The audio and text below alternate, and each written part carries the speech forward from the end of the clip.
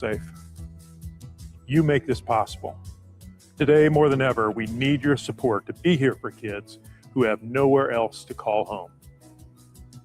Now through May 28th, make a big impact through Give to Lincoln. Give to Cedars now at givetolincoln.com.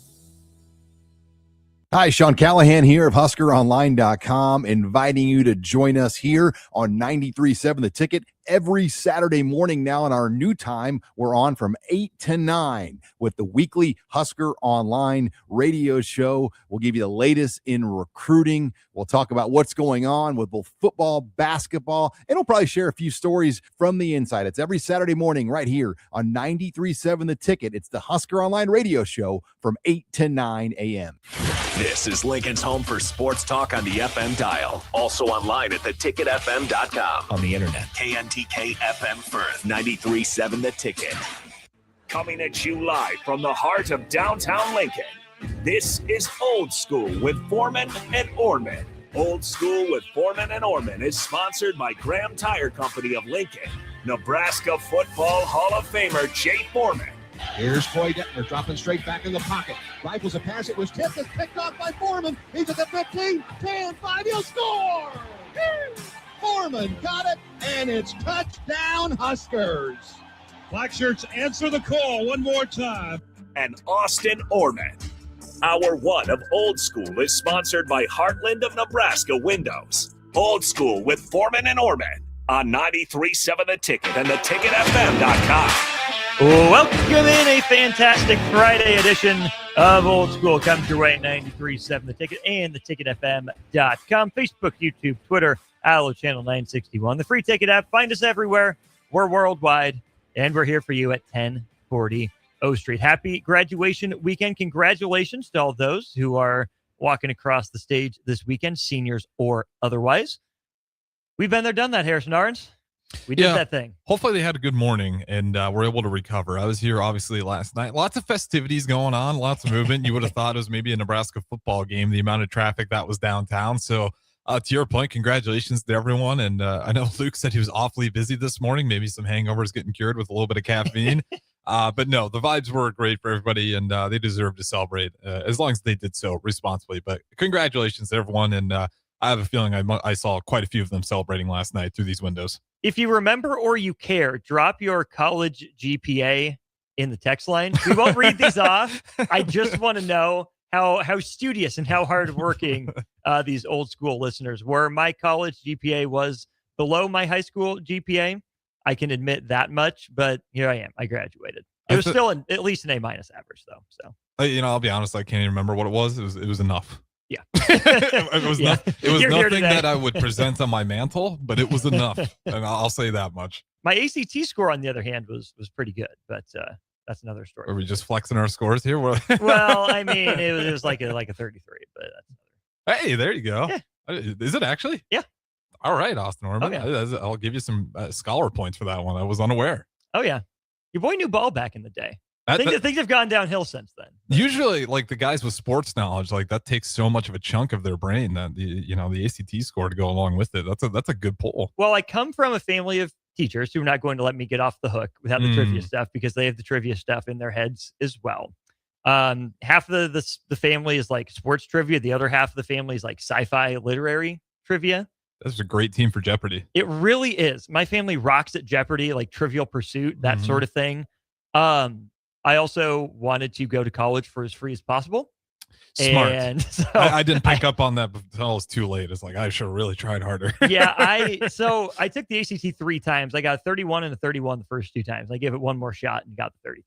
Okay, nice. So. I took it twice, and I remember when I wrapped up, I got 25 the first time, and then I took it again, and I think I got 2 points lower, or enough points lower to where I didn't take it a third time. I was like, maybe I peaked already, and I was scared to know, like, do I go lower again?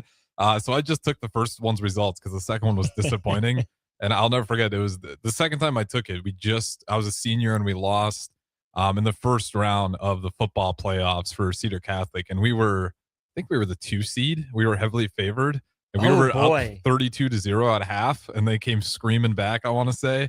And then the next morning I took the ACT, and you can imagine I didn't do very well. And just devastated. I'll never forget because it was me and like a lot of small town, 40 kids in my class. We had a big football team, but I remember just seeing all the football guys come in and we're all looking at each other taking the ACT like this. Why are we sucks. here right now? Yeah, this is just an awful morning. Like you lose that playoff game, then you walk into the ACT. Just a rough 1-2 combo. I am a John Baylor fan. Know JB somewhat personally. Did he stop at your school?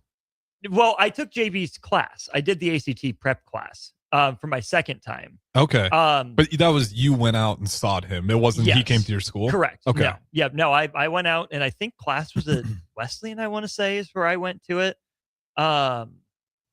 It had to have been Wesleyan, I think. Anyways, point being, I improved 0 points from John Baylor ACT test prep. Because Really? his big thing is, the Less is reading and best. the English Yeah. and all that sort of thing. Well, I was perfect on reading all 3 times. And my English score was mid upper 30s as well. I needed help with like the science and the math stuff. Like That was the same way. there's so much freaking geometry on my ACT. If they would have done algebra, I cruised through that thing. But geometry, and I stopped at pre-calc as well. Math was not my thing. I like other people to do the math for me, and I can tell you what the numbers mean. Your boy ain't formulating any of that stuff, though. Yeah, he actually came to our school. I think our school hired him to come out. So he actually came to the great city of Arlington, Nebraska. And I remember him sitting there. He was great. And he did have some very helpful tips, but I was the same way. I'll never forget, the first time I took it, I thought I killed science. Mm-hmm. Reading and English were always my strong suits. I was in the same boat. I discovered I can't read a graph. They're confusing graphs, dang it. They're not clear. I thought I killed it on science. I was I probably got a 30. I'm a genius. And then I think that was my lowest one by far. That dragged my score down. And it's always, the ACT, as scary as it is kind of funny to see what you think you're good at. And then to see what it actually comes out to. I had some realizations, figured out some strengths that I always knew. And then I figured out I got some real weaknesses. And one of them was reading graphs. Which is a shame because that's what we read a lot of in sports. At least these aren't super complicated graphs. True. These are a lot easier to read than the ones, the ACT, they're tricking you with little details on there. So the sports graphs, they dumb it down for us smooth brains. I did pride myself on being a pretty good test taker too. I don't know if that's a real thing or not. I think it is. But I never got test anxiety, and I did pretty good deductive reasoning skills that I could pretty easily eliminate the answers that I knew it wasn't, and then take an educated guess from there. Yeah, and that was a lot of John Baylor. And that's where he was really helpful. If you're taking the SAT, that's another thing. But if you're taking the ACT and it's multiple choice, shout out John Baylor. Because there were some things in there that I remember using, especially for English, which felt like I had a pretty good grab on it. But again, every now and then you run into a question. It's all right, well, let's use the John Baylor tips. And, it seemed to work. Like I said, English and the reading did great there. And I used some of John Baylor's tips. So shout out to the one and only. Also didn't realize he was calling volleyball games. Oh, yeah. When he came to the school, when I was as you get older, I was holy smokes, that guy was teaching me how to take the ACT, and he's also calling Nebraska volleyball. Guy needs a day job too. He does. Even the best program in the country needs to. He's an interesting man. I know he's hopped on what's he's next, around 24? here so often. Yeah, he's been on the station. Oh, yeah. So anytime you ever get to talk to John Baylor, he is a really great guy too. And he'll stop and talk to anyone if you recognize him. But yeah, nice little shout out to John Baylor on this segment. I know it wasn't on the show notes, but you got me talking ACT, and it's Friday radio, man. Let's hit our starter Heyman Jewelers text line. Eric, I'm not surprised you text in what you do. I think you've gotten smarter since then, but I can't promise that. He's probably got a lot of rage built up with no J here. Yeah, probably. Adam says, but what's your shoe size? Adam, I wear a size 14.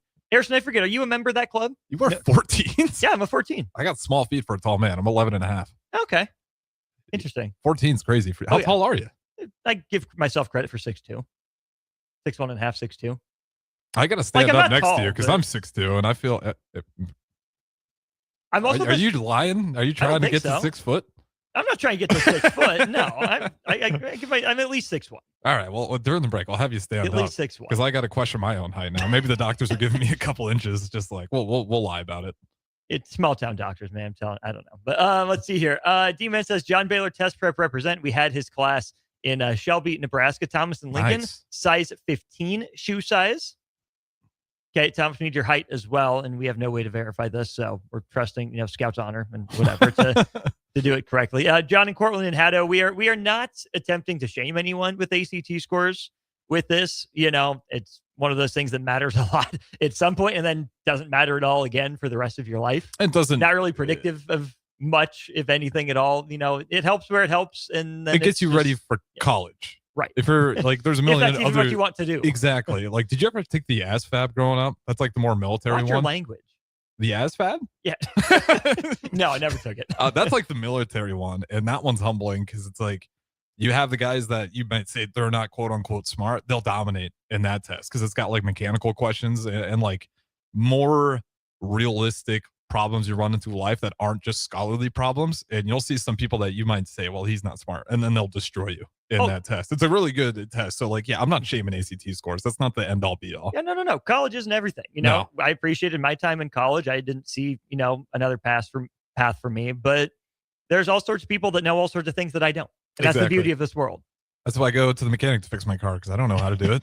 Right. Nowhere to start. I can fix the spark plug, and that's probably about where it ends. I've done like half an oil change, and I can change a tire. So I got that. Oh, and the wipers I can do occasionally. Okay. I have changed the taillight with some assistance. Okay, I've been there before, but yeah, if I gotta start like ripping parts out of the hood, no, I'm not doing that. I changed a battery. I've done that too, and jumped it. Okay, but that's all surface stuff, right? Like it's just sitting on top. You don't have to take out the air vent and all that stuff to get to it. It's just sitting there, pull it out. You can use like basic knowledge to figure that out. You don't have to be a genius, but shout out to the mechanics out there that know how to, especially now with the cars being computers. It's a lot of work. Haddo says, how do you fix a spark plug? You just take the old one out. I can't remember all the parts to it, but you just go at the top of your engine. I think it's the coil comes out first, then underneath the coil, you got the spark plug. And if it's bad, it's really easy. You just pull it out and put the new one in. Oh, I'm not lying. I know what I'm doing. How about that? Yeah, you can usually tell because it's black. And it's not supposed to be? Yeah. It's burned to a crisp? It's burned. It's a little crispy. 8893 says, I'm so old I took the CAT test, the California Achievement Test. Interesting. I didn't know there was a CAT. I'm assuming it's only for California? I don't know. Unless California was like the standard of academics at one point and everyone just followed the CAT. I don't know. Okay, Johnny Mack. ACT 29, I took it once. Nice. I'm just under 5'8" with a size 11 shoe. I can also palm a basketball. That is an interesting build. Okay. That is a unique build right there because that's my shoe size, but he's a 5'8". I'm 6'2", but he also can palm a basketball, which I can barely do. I can't. You're an enigma. I got to figure out what's going on. I cannot palm a basketball. It's been a while. If I probably got to get some better callus on my hands. It's been a while since I worked out too. Yeah, but I could still do that. 5'8", you can palm a basketball. That's a unique build. I respect that. I do too. John and Cortland 6'1" with a size 9. Okay, see that makes me feel better about my feet size. Yeah, we're not trying to shame anyone here. Let's see. Grade school, everyone my age took the CATs. Ask AD. Okay, we'll have to ask AD when he gets back into town. Interesting. 0737. I'm 27 years old, or 27 ACT score. I'm 6'6" with a size 14. Okay, see, that's what I think of when I hear size 14. I think he's of offensive Giants. line build here. Yeah. We're working with. Adam says my shoe size and my ACT score were the same. That's really bad. I think I might be heading in a tough direction. Either you're a Mecca Okafor or unless you're Shaq, that's telling. Right. Thomas and Lincoln 6'4" with a size 15 shoe. Brad says I can palm a basketball, a mini one. Yeah, I'm with you there, Brad. And Eric says, hey, I didn't say those were my grades, you jerk. Well, Eric, you didn't say those were your grades. So at this point, I was set to assume that that's what it was. Oh, Adam says he is a 6'5" as well with a size 15. Okay, so yeah, that makes sense. That checks out to me. I'm learning a lot about you guys. This is great to get to know your audience. You guys pretend, and we try to let you learn a little bit about us. It's great to learn about some of you Yahoos. You really know a man once you know his ACT score and foot size. I know everything I need. The old school army is getting assembled. That's why I told DP. I'm like, I'm 6'2" and I wear 11 and a half. And he's like, you're hired. And that's exactly what we're looking to. You're in. Son of a gun, I'm in. All right, 402-464-5685. Haddo, 6'2", 220, size 13. Okay, yeah, Haddo, you'd be playing linebacker, maybe DB. I absolutely respect that. Keep your thoughts coming on our Starter Heyman Jewelers text line. Question that I want to start the show with, Harrison, is with Nebraska football, what are your 3 biggest questions for the Huskers in 2026? We'll alternate here. You ask your first question, I'll ask my first question. We'll go from there. All right, I'll take the easy layup here. It's on Colandrea. Colandra's scrambling abilities? Is it because he's a genius at seeing the green, or is he scrambling because he doesn't know what he's necessarily looking at? Or is he trying to run for his life? Exactly. That's my biggest question right there. Is the explosion, the magic that Colandra is reported to have, is the result of he's just got that next level IQ, or is it's going to be a little bit chaotic, and sometimes it's going to lead to picks and interceptions, and sometimes it's going to lead to greatness?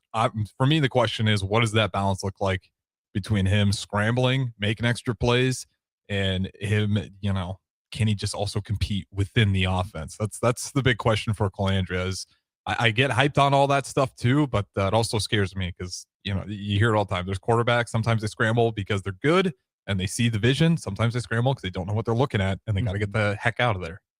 Yeah.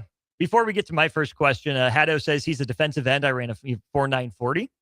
Okay. Nice. And then Brad says size 9 shoe, 5'6". I got a 29 while I was hungover. That's pretty good. Okay, Brad. I'd like to see it when you're not hungover. You're probably touching 30s. I mean, he's on the doorstep there.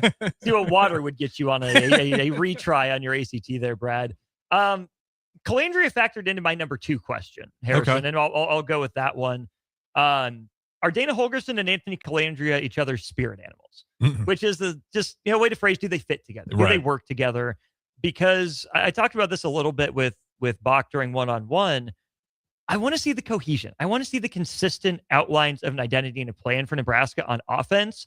And it's felt to me like Dana Holgorsen and Matt Rule aren't always pulling the same direction in terms of process. Obviously, in terms of result, we know they want points on the board. We know they want to limit turnovers and, keep the ball in their hands, stay on the field with first downs and whatnot. How they go about accomplishing that goal seems like Nebraska's quarterbacks have tended to be more Matt Rule type of quarterbacks in terms of the aggression, or and obviously maybe aggression's the wrong word, but less of a gunslinger mentality, right? Jeff Sims and, Heinrich Harburg and Chaba Purdy all had the mobility. Their turnovers weren't necessarily turnovers of aggression. Dylan Raiola, I would say the same thing, where maybe Dana Holgorsen's mold as a pocket guy who can see the field pretty well, get the ball on time on target, and put it in play, as Dana Holgorsen would say. But to me, it didn't seem like he committed too many turnovers of aggression, trying to push the envelope, trusting the arm and his guys to go make plays. If or when Nebraska turns the ball over, Anthony Calandria specifically, I'm under the impression that his turnovers are going to be of the aggressive variety. And I think Dana Holgorsen probably wants to be a little bit more aggressive, unless he's, softened as he's gone through college football and he is more in line with what Matt Rule wants. But right now, I think that Nebraska could be in a shift where it used to be, okay, Matt Rule kind of mindset around a quarterback. I'm curious to see if Anthony Calandria is more in the same headspace as Dana Holgorsen as a quarterback, and what having 2 guys in alignment with the aggressive mindset could do for Nebraska, as opposed to being in alignment with, the just ball control, run the ball kind of Matt Rule mindset. Yeah. Excuse me. That's an interesting thought. Because, when I've watched Dana Holgorsen when he took it over at Nebraska, I don't know if we've really seen what he wants to fully do. It's always felt like he's been, and I don't know if this is true, I'm not saying Matt Rule is doing this, but it almost feels like the offense has been handcuffed on what maybe I was expecting to see. Because even when he took over after Satterfield, other than using and utilizing Emmett Johnson, which was a great decision, obviously, I didn't see a ton of changes within the offense. And then the offseason hit, and then we rolled into the next year, and I still didn't see major changes. So maybe it is a guy like Calandria. We'll see what I thought was going to be a more Dana Holgorsen-esque offense. It'll be interesting to see. And hopefully those two work out, because to your point, the interceptions, the turnovers that we've had, it's been over the middle, where maybe Dylan Raiola just didn't see a linebacker. It wasn't an aggressive play. It was a quick shot over the middle, but we just weren't able to read the guy or tipped passes. We weren't seeing, really aggressive plays turn into turnovers. So that'll be just interesting to see, to your point, if their spirit animals, quote unquote, match up. The next one I got for you, offensive line. Do they continue to develop in the right direction? I think we ended this year with a lot of people disappointed in the offensive line because of the sacks, but at the same time, we had a 1,000-yard rusher, and we've been begging about that forever. And now Emmett Johnson's on the Kansas City Chiefs, drafted. And I think a lot of it was, we can talk about protection, but some of those games, it was wide receivers not getting open. It was holding on to the ball too long from the quarterback. I actually thought the offensive line improved last year. And this year, can that finally be a strength of Nebraska? Pritchett's a guy that, does he end up being one of the best players on Nebraska this upcoming season? can this offensive line finally be a strength for the team? Because I think if we want to go through that schedule, and I'm not saying beat Oregon, Indiana, Ohio State, but if you want to take care of business versus Illinois on a Friday, well, you're probably going to need a beefy offensive line to lead the way in an awkward timing game. You know what you're getting against Illinois. They're going to be physical. They're going to try to punch you in the face. The Big Ten set up for you to have a good offensive line. Can that finally be not a part that's okay, not a part that's good? Can it be the strength of Nebraska? Yeah, I think that's a really good one. And that was on my short list of questions as well. You would like to think Nebraska upgraded the talent. I mean, you add in 3 transfers. You have Justin Evans, who's been on the field pretty much from the time he got on campus. And tons of high praise, too. He constantly, and, I think he's shown some good flashes for sure to deserve it. He's not going to kill you. Yeah. I don't know if he's a needle mover, but he's fine. And then Pritchett, I think, is kind of the swing guy for how good the offensive line can be. If he's that dude at left tackle, you don't have to give him help. He can hold up one-on-one. That goes a long way. How do the transfers gel? What does the Jeep Wade impact and influence look like? There's a lot there with the offensive line. I think that's a really good one. And what kind of positions are they put into with Calandria? Is he jittery in the pocket, or is he okay to make his offensive line look good by hanging in there and taking some shots? Does he take drops that are too deep? Does he bail early, or does he show, pocket poise and presence of the upperclassman that he is? I think all that will go in with the offensive line. My number one question then that I'll circle back to, is this a maintain the floor defense or a raise the ceiling defense under Rob Orich? Nebraska has a pretty well-developed track record of being solid defensively, colored, poorly by the last 3 games last year, Penn State, Iowa, and Utah. The top 30 outfit that was, top 20 outfit before those 3 games really dropped it down a ways. Nebraska's been good. Nebraska's been solid defensively, not necessarily game-changing, and I mean game-changing in terms of the results, right? Nebraska hasn't swung many key games with its defense recently. They've given Nebraska a chance to win these games. They've hung in there for the most part. And yeah, the defense has been the better unit most of the last few years. For as good as it's been, it's never really been a high ceiling unit in terms of getting off the field early with takeaways, and third downs have come and gone, even more so than for what you would think of as a borderline elite defense like Nebraska's could be. I'm curious to see in year 1 under Rob Orich if this is a defense that is just kind of the same we've seen, just with slightly different personnel alignments, or if Rob Orich is teaching and emphasis on fundamentals, on knowing your responsibility, being gap sound. Every defense wants that, but didn't seem to get translated to the field as often under previous coordinators. I'm curious to see if Rob Orich can convince his players of the importance of the fundamentals and get them to perform them consistently on the field. And I'm curious to see if that's something that just maintains Nebraska's standing as a top 30-ish defense, or if simply by being in the right place at the right time, you can raise the ceiling for Nebraska's defense with more takeaways and, opportune moments. Yeah, I'll be honest, that was my third one as well, so I'll go on a different route. But to your point with the defense, you move on from Butler, you go on to Orich. The defense on the bright side, hypothetically, it should be a lot easier to put that together than putting together an entirely new offense. So hopefully they can come together and click. Expectations, I hope it's to be better than last year. I don't think that's too much to ask. I think the defense, for as much as they were getting gashed at moments, sometimes even if you didn't like John Butler, sometimes he had guys in the right positions. They just weren't making the tackle. They were there. They just didn't get the guy down when they needed to, or they, weren't pressing the receivers and they get wide open way too early. So there's parts to where I don't think it was all on Butler, and I don't think a new coach is going to fix everything. But if the coaching's right and the guys can, execute when the moment's there, I'm expecting a better defense. How much better, I don't know. But I think to just hold the floor is a bad goal to have. Because considering last year, I don't think anybody would say last year's defense was a major success. So I think you clearly want to do better there. To change up for the third one, I'll just say, can I watch a Nebraska football team look better later in the season than when they did earlier in the season? Because to me, that has been the biggest problem for Nebraska football, and I've screamed about it forever, is development. It just seems to be lacking. And I feel like you watch this team at the beginning of the year, you go through a non-con, you get a couple Big Ten wins, and then you get to November, October, and then you're looking at this team asking, is this team worse than when they were at the beginning of the year, or are they better? I can handle losses, but last year was a tough one, and I think that's why the fans felt a certain way, because you lose those 3 games the way you did, and you're sitting there asking yourself, is this team any better than the team we saw at the beginning of the year?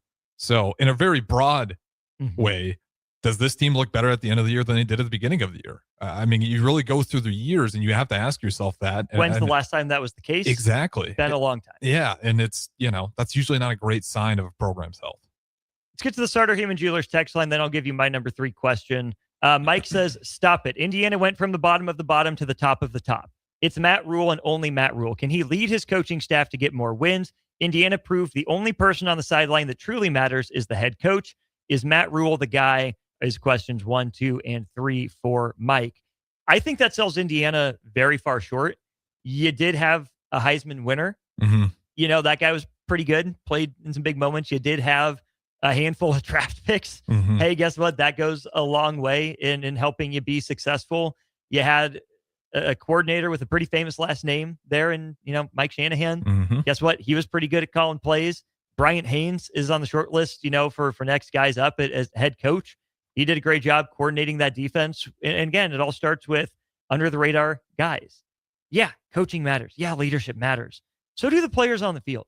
So do your coordinator positions. The fact that they're aligned and they know what they want to accomplish, they have a plan, and they are able to get their players to understand it and then go play like it. It is ultimately a reflection on the head coach, whatever happens on the field and off the field. That is not to say the head coach is the only person that matters. I push back against that vehemently. And then Thomas and Lincoln, guys, would you rather have the defense cause more fumbles or interceptions? I like interceptions because fumbles didn't always bounce your way.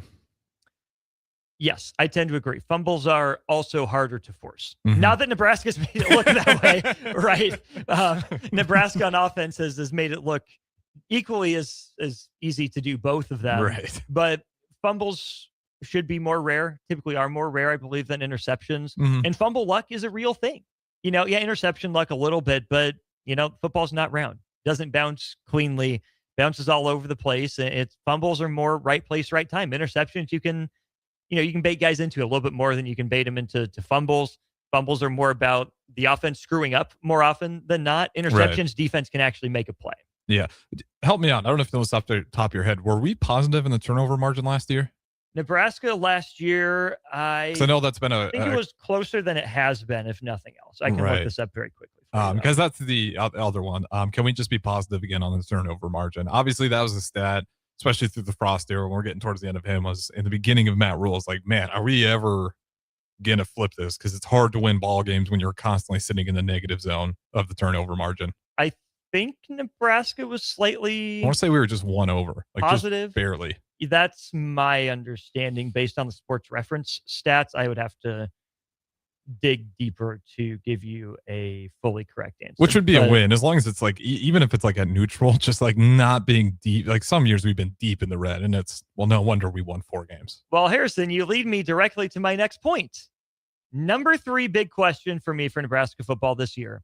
Can special teams maintain average plus? Mm-hmm. Last year, Nebraska 69th in Bill Connolly's SP plus ranking, essentially bang on average for Division I college football. They rated out at 0.1. Average is 0. Okay, so they were ever so slightly above the average of 0, but essentially average. And I think that tracks with what we saw from Nebraska last year. Kyle Cunanan was good, made all 45 of his extra points, was 16 of 19 on field goals. Archie Wilson had his moments as a punter, certainly up and down for a freshman and whatnot, but averaged just shy of 40 yards per punt. I think you'd like to see that tick up closer to 42, 43, but again, first year, whatever, not the issue, didn't kill Nebraska. You obviously had the blocked punts that helped swing some games. You had the Kenneth Williams returns from time to time as well, including a key touchdown. And so I think that special teams were better. They weren't a game changer necessarily week in, week out, but they were good enough. They were fine. They kept Nebraska in games. Like you said, they didn't bury Nebraska way deep into the red. And you can look here at SP Pluses. Let's just go through the top 10 teams here. Your number 1 team in the country at the end of the year, Indiana, was 22nd in special teams. Okay. Iowa next? No? Okay, keep going. Well, no, this is just top 10 teams overall, not top 10 in special teams. Oh, okay. Go ahead. So Indiana, number 1 overall, number 22 in special teams. Number 2, Ohio State was number 67 in special teams, 2 spots ahead of Nebraska. Texas Tech, number 3 overall, number 54 in special teams. Oregon, number 4 and number 50. Notre Dame, number 5 and number 47. Georgia was number 6 in the country and number 3 in special teams. Ole Miss was number 7 and number 1 in special teams. Utah, number 8 and 74th in special teams. Miami, number 9 and number 42 in special teams. Number 10, Texas A&M was 97th in special teams. But we can look up and down the list of these teams then, Harrison, and say, oh, these teams did something else at an elite level. Mm-hmm. Special teams is always going to be such a small piece of the pie relative to offense and defense. You survive your snaps, you're probably fine. Indiana, the number 2 SP plus offense and the number 2 SP plus defense. Ohio State, number 13 offense, number 1 defense. Texas Tech, number 8 offense, number 3 defense. Oregon, number 10 offense, number 5 defense. Notre Dame, number 4 offense, and number 5 defense. The trend continues pretty much down through that top 10 that I mentioned, where the lowest ranking for any of these teams in offense or defense in the top 10 was 22nd. You had the number 1, you had the number 97 special teams in the top 10, but you weren't below number 22 in offense, and you weren't below number 20 in defense. Those two things matter a heck of a lot more, as long as special teams doesn't kill you in the moments where you need it to hang on for dear life. And that's exactly what it is. To me, like the way I look at special teams is when you look at the NBA and when you get to the NBA playoffs, your coach kind of becomes that last piece of the puzzle that's going to be just enough to move you over the needle. To where at that point, like the guys kind of know what they're doing. They're in playoff mode, but that coach is that little piece of the pie that if you have the right coach in play, he can maybe pull you through some tough games and know exactly what plays to drop in key situations. Special teams is kind of that same thing. Like it's not something to put all your time and energy on, but the moment you ignore it and you're playing in a tight situation and say you're playing up against Ole Miss, it was great special teams. And they, put you in a position where you maybe muff a punt and, Ole Miss is going to capitalize it. Like those are the times where, again, it's not the entire ball game, but it's that one little piece that if you're in a close matchup and you got 2 great offenses, 2 great defenses going at it, maybe I got an edge on special teams. And that sets me up 10 yards closer on this return. And maybe it puts me in position for a game-winning field goal. Like, and that's where that balance of special teams comes from. So I can understand, like, with Brett Maher, I don't want to like freak out because we don't have Mike Eckler anymore, but you do hope that it maintains because we've seen what it looks like when it starts. Maintaining's fine. Being great is even better. When it's in the negative, you start losing ball games. You brought up Iowa just for kicks and gigs. Iowa finished number 10 in the country in special teams SP plus, a whopping 0.2 points behind Ole Miss. Think about that. You go from 1.9 number 1 to 1.7 really number 10. There's a bunch of teams that were that good at special teams, but just to say, yeah, it was a factor for them. But again, was it special teams that got Ole Miss to the semis? No. We can quibble with yeah. So let's keep talking some Husker football. We got some schedule news out. Nebraska's Friday game is announced. Not the one I expected, but not necessarily a big surprise either. And Fox loading up on Big Ten games on Friday nights, a window that Fox says was oddly profitable for it. We'll talk about that next on Old School. Hour 1 brought to you by Heartland of Nebraska Windows. You're listening to Old School with Jay Foreman and Austin Orman. Download the mobile app and listen wherever you are on 93.7 The Ticket and theticketfm.com. Hey there, this is Paul Scheel, owner of High Electric. I want to thank our friends and loyal customers and introduce High Electric to those looking for a new electrician. We've been serving the Lincoln and Omaha area for over 30 years, from design to install, upgrades, and repair. If you are a homeowner or a small business needing some electrical work, call us at 402-466-6606 or check us out at hyelectric.com. We look forward to hearing from you.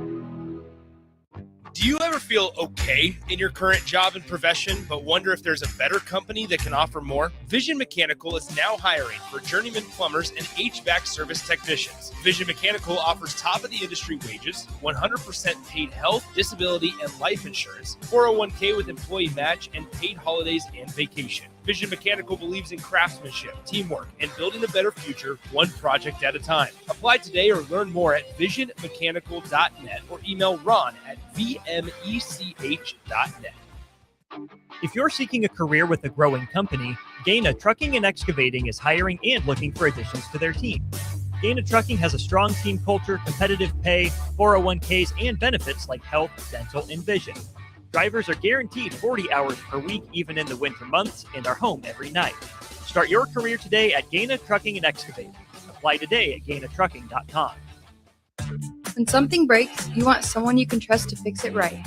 Empire Repair is now open in Waverly and ready to serve our community with reliable auto repair and maintenance. From routine service to bigger repairs, our team is here to keep you on the road. Stop by Empire Repair in Waverly or call 402-786-2224 to schedule your service today. Empire Repair, proud to serve Waverly. Are you looking for an exciting new way to put your skills to work? Explore new career options in the fintech industry at Currency, a Sandhills Global company. We offer full-time positions in financial sales, compliance, operations, and other fields. We also offer a 4.5-day work week, an attractive benefits package, and opportunities for advancement. Put your motivation to work and grow with us at Currency. Visit gocurrency.com/careers to learn more. Does someone in your household avoid phone calls because they can't hear clearly, or do they have difficulty speaking on the phone? Nebraska offers a solution. The Nebraska Specialized Telecommunications Equipment Program, or NSTEP, provides financial assistance for specialized devices like amplified phones, captioned telephones, smartphones with Bluetooth pairing to hearing aids, and speech-generating devices. If you're a Nebraska resident with a certified hearing or speech disability, you may qualify. It's not income-based, and once approved, you own the equipment. Learn more or apply at psc.nebraska.gov or call 1-800-526-0017. Roses are red, violets are blue. You should treat mom to some barbecue. At Hog Wild Pit Barbecue, we think award-winning moms deserve award-winning barbecue without having to lift a finger. We invite you and your family to gather around our table on Mother's Day for Hog Wild slow smoke favorites, or place an order to go online at gohogwild.com for a spring picnic where mom is the guest of honor. We look forward to seeing you this Mother's Day. Hog Wild Pit Barbecue, 3210 Cornhusker Highway in Lincoln.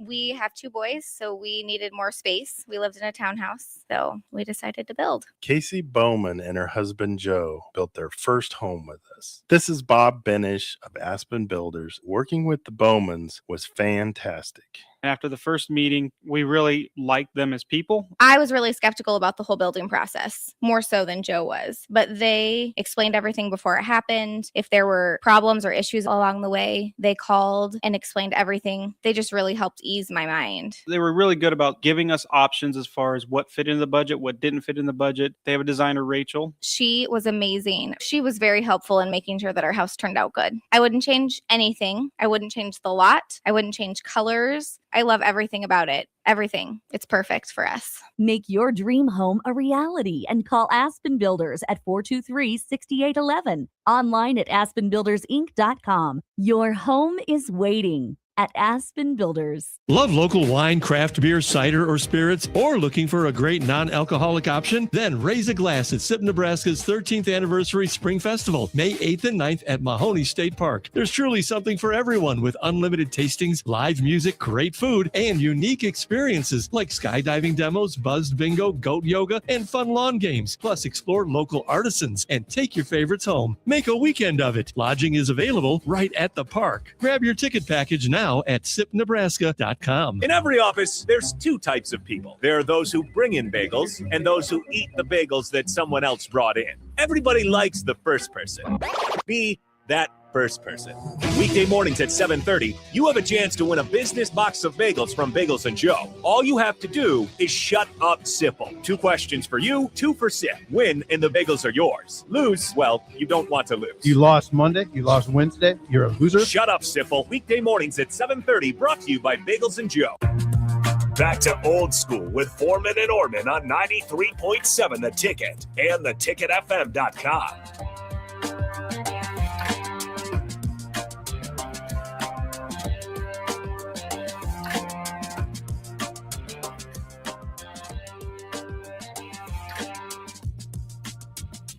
Welcome back in. It is Old School, 93.7 TicketFM.com. Austin, Norman, Harrison Orange with you for the 3 hours of Old School here today.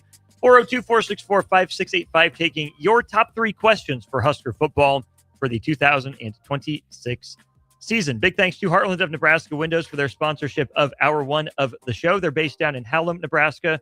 They offer all sorts of great stuff, including free estimates, full window replacements, all vinyl triple pane windows, and a lifetime warranty on everything while keeping their prices affordable. Heartland of Nebraska Windows is locally and family owned with their own team of installers. Give Heartland of Nebraska Windows a call today for more information, 402-430-3852. You can also visit them online at heartlandofnebraskawindows.com. Some scheduling news. Harrison Fox put out its Friday night slate for the college football season. Your Fox Fridays look as follows: Fresno State at USC, Missouri at Kansas, Houston at Texas Tech, Northwestern at Indiana, Penn State at Northwestern, Iowa at Washington, Washington at Purdue, Nebraska at Illinois, Illinois at UCLA, Oregon at Michigan State, West Virginia at Utah, and then the Mountain West Championship.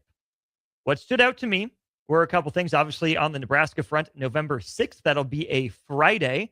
Nebraska will hit the road to Champaign to play that nighttime game. Nebraska and Illinois, familiar foils on Friday nights in the Big Ten's Friday night era. Illinois turns right around from a home Friday to a road Friday at UCLA that next week, just like Washington will have to do, hosting Iowa on a Friday, traveling to Purdue on back-to-back Fridays right there as well. A lot of Big Ten flavor in the middle of the season. You get West Virginia, Utah late in the year. You get Missouri, Kansas, and Houston, Texas Tech there in the middle of September. But other than that, it's all Big Ten. I think Fox is trying to tell us something. Yeah, it might just be trying to tell us something. Do you like the Friday games? Like, do you get fired up for those? I mean, football's football. Okay. It doesn't bother you though at all? No, I like the Friday games when Nebraska wins because then I can sit back and watch college football on Saturdays. But if Right. Nebraska loses, it really sours the whole weekend of college football watching. I still wish that we cared enough to be a decent society that we could leave the football schedule as Mondays are NFL, Tuesdays are action, Wednesdays are off, Thursdays are NFL, Fridays are high school, Saturdays are college, Sundays are NFL. But yeah, that's where I'm at. That's why I too don't late like now. the Friday games. To your point, it's too late. I mean, this is where we are. If I could go old school, I'd say this is the way we're doing it, and that's the way we'll do it forever. But to your point, with the Friday games, surprised to see, maybe I shouldn't say surprised, but Fox clearly taking all those Big Ten games and throwing them in on Friday. And they must see some nice revenue there to be had. And I know you mentioned that earlier, but, I'll still watch it. We get to watch Nebraska versus Illinois. Was it the 2 times in the last 4 years they played against each other on a Friday night? Yeah, Westy says, have we ever not played Illinois on a Friday? It seems like that's the only time It Nebraska really and does. Illinois plays. No, they have played on Saturdays before, but especially recently, it's been those two teams on Friday, seemingly. I mean, it's a good slate for Friday. You get 2, Big Ten teams that I think Illinois is interesting enough that if you want to pull some numbers, I think it is a good matchup to put on a Friday. Big enough names that I think people will go down there and watch. But another Friday game. I think we'll see this probably down the road for Nebraska, unless you're one of those elite top pro teams that they're going to put on the big time slots. You're probably going to get a Friday game thrown at you if you're in the Big Ten and you're not one of those premier schools. Yeah, I mean, you look up and down the list of who's on this list and who isn't. You see Oregon with one Friday game, notably absent Ohio State and Michigan. They've petitioned the Big Ten to not have to play their Friday games, and so be it. Is Indiana not on there either? So this is what I was a little surprised about. You get Northwestern at Indiana on September 25th, which is a game that I thought Nebraska could play Michigan State on a Friday. Interesting. But instead, they bumped Nebraska, Illinois instead of Nebraska and Michigan State. My guess is that that's Indiana's conference opener. Mm-hmm. And so because of that, they will have that one be their first feature Friday game. Hey, defending national champs, we're putting them in this window because here's the numbers were here somewhere. Yeah, down below this on The Athletic. Friday games have at times drawn backlash from coaches and fans, but Fox touts that the slot averaged higher audience numbers last year than its Saturday mid-afternoon or Saturday primetime games. Whoa. Not by much, but the Friday slot averaged 2.3 million viewers, the Saturday mid-afternoon 2.1, and Saturday primetime 1.9 million. Less competition on Friday nights. Fox seems to think and have some form of data from Nielsen that tells you, hey, guess what? You can get some eyeballs here. I think the numbers surprised me a little bit there, knowing that they're beating out the mid-afternoon, some of the primetime slots on Saturday. I get you're not competing as much, but also Fridays, I think people are out and about. You might not get the casuals to necessarily sit in on a Friday night and watch some college football, or go to a bar and make sure they go to a bar with college football on. But that's what the numbers are. I'm not surprised by Fox. I'd probably do the same thing if I was like, hey, that's less competition, maybe even more money, if not close to what we already get on Saturdays. Well, why not take over the Fridays slate? Let's keep going through the Starter Heyman Jewelers text line here. 8503 says, I mean, it's hard to get excited about Husker football in general sometimes. There's going to be a lot of those comments until it happens. Jim says Nebraska has very faithful followers, some of whom apparently get excited and some of whom don't. Thundernut Collins, they slotted it for Friday night because the Good Life Halvesy takes place that Sunday, probably. Well, it was a road game for Nebraska at Illinois. Still is, so not necessarily for that reason. It'll be nice for Husker fans because the next day then the next day, the 7th, that Saturday, Nebraska's taking on Providence up in the Mohegan Sun event up there in Connecticut. So that'll be helpful for Husker fans to not have to split their viewing in that way. Scott Lincoln wants to know what the October schedule looks like. He says he remembers back when he was a kid and during the times when Nebraska was among the best in college football, ESPN called it Red October. Nebraska was on something like a 40-game winning streak in that month, dating back over a 10-year period. Nebraska's October this year is a fascinating one. It does include their bye week on October 24th. They start off with 2 home games, Maryland and Indiana. They hit the road to Oregon on the 17th. And then after the bye week on Halloween, they welcome Washington to town. So you go from 3 home games, 1 road game, and a bye week in October to 3 road games, including a short week at Illinois and 1 home game against Ohio State in November. Yeah, that's tough. I mean, might be Red October for all the wrong reasons of like recent history of why you would call it Red October. I mean, hopefully Nebraska can come through in October. You got Oregon, Indiana in there, 2 teams that were in the college football playoffs, one that was a national champion. It's going to be a tough road. But to your point, and this is where I try to get optimistic on Husker football. I don't, you can be pessimistic heading into the season. I say it all the time, not here to tell you how to feel about Husker football, but what I hope the football team, Matt Rule's thinking, there's a good chance to go 5-0. And then you get an opportunity to play the defending champion in Memorial Stadium, kick off October with a big party. That's the second game in October, Indiana? Indiana will be the second game in October. Second game in October. You don't want to be necessarily kicking it off, but it'd be a good way to kind of send a message. Then you feel really great about heading to Eugene, Oregon and playing that game. But you can set the stage here for Nebraska to finally do something meaningful in a big way. And it doesn't mean beat Indiana. It'd be great if you could, but can you go out there in October and again, look like you're getting better as the season goes on? And if you're sitting there undefeated and you have Indiana, like you should be fired up if you're that football team in that locker room, knowing that you get the defending champs at home. Opportunities. Big time. Nothing promised, but opportunities on the schedule for Nebraska. A few more texts to get to. 9174, Nebraska doesn't deserve any TV time except Thursday and Friday games till they start winning. Is it basketball season yet?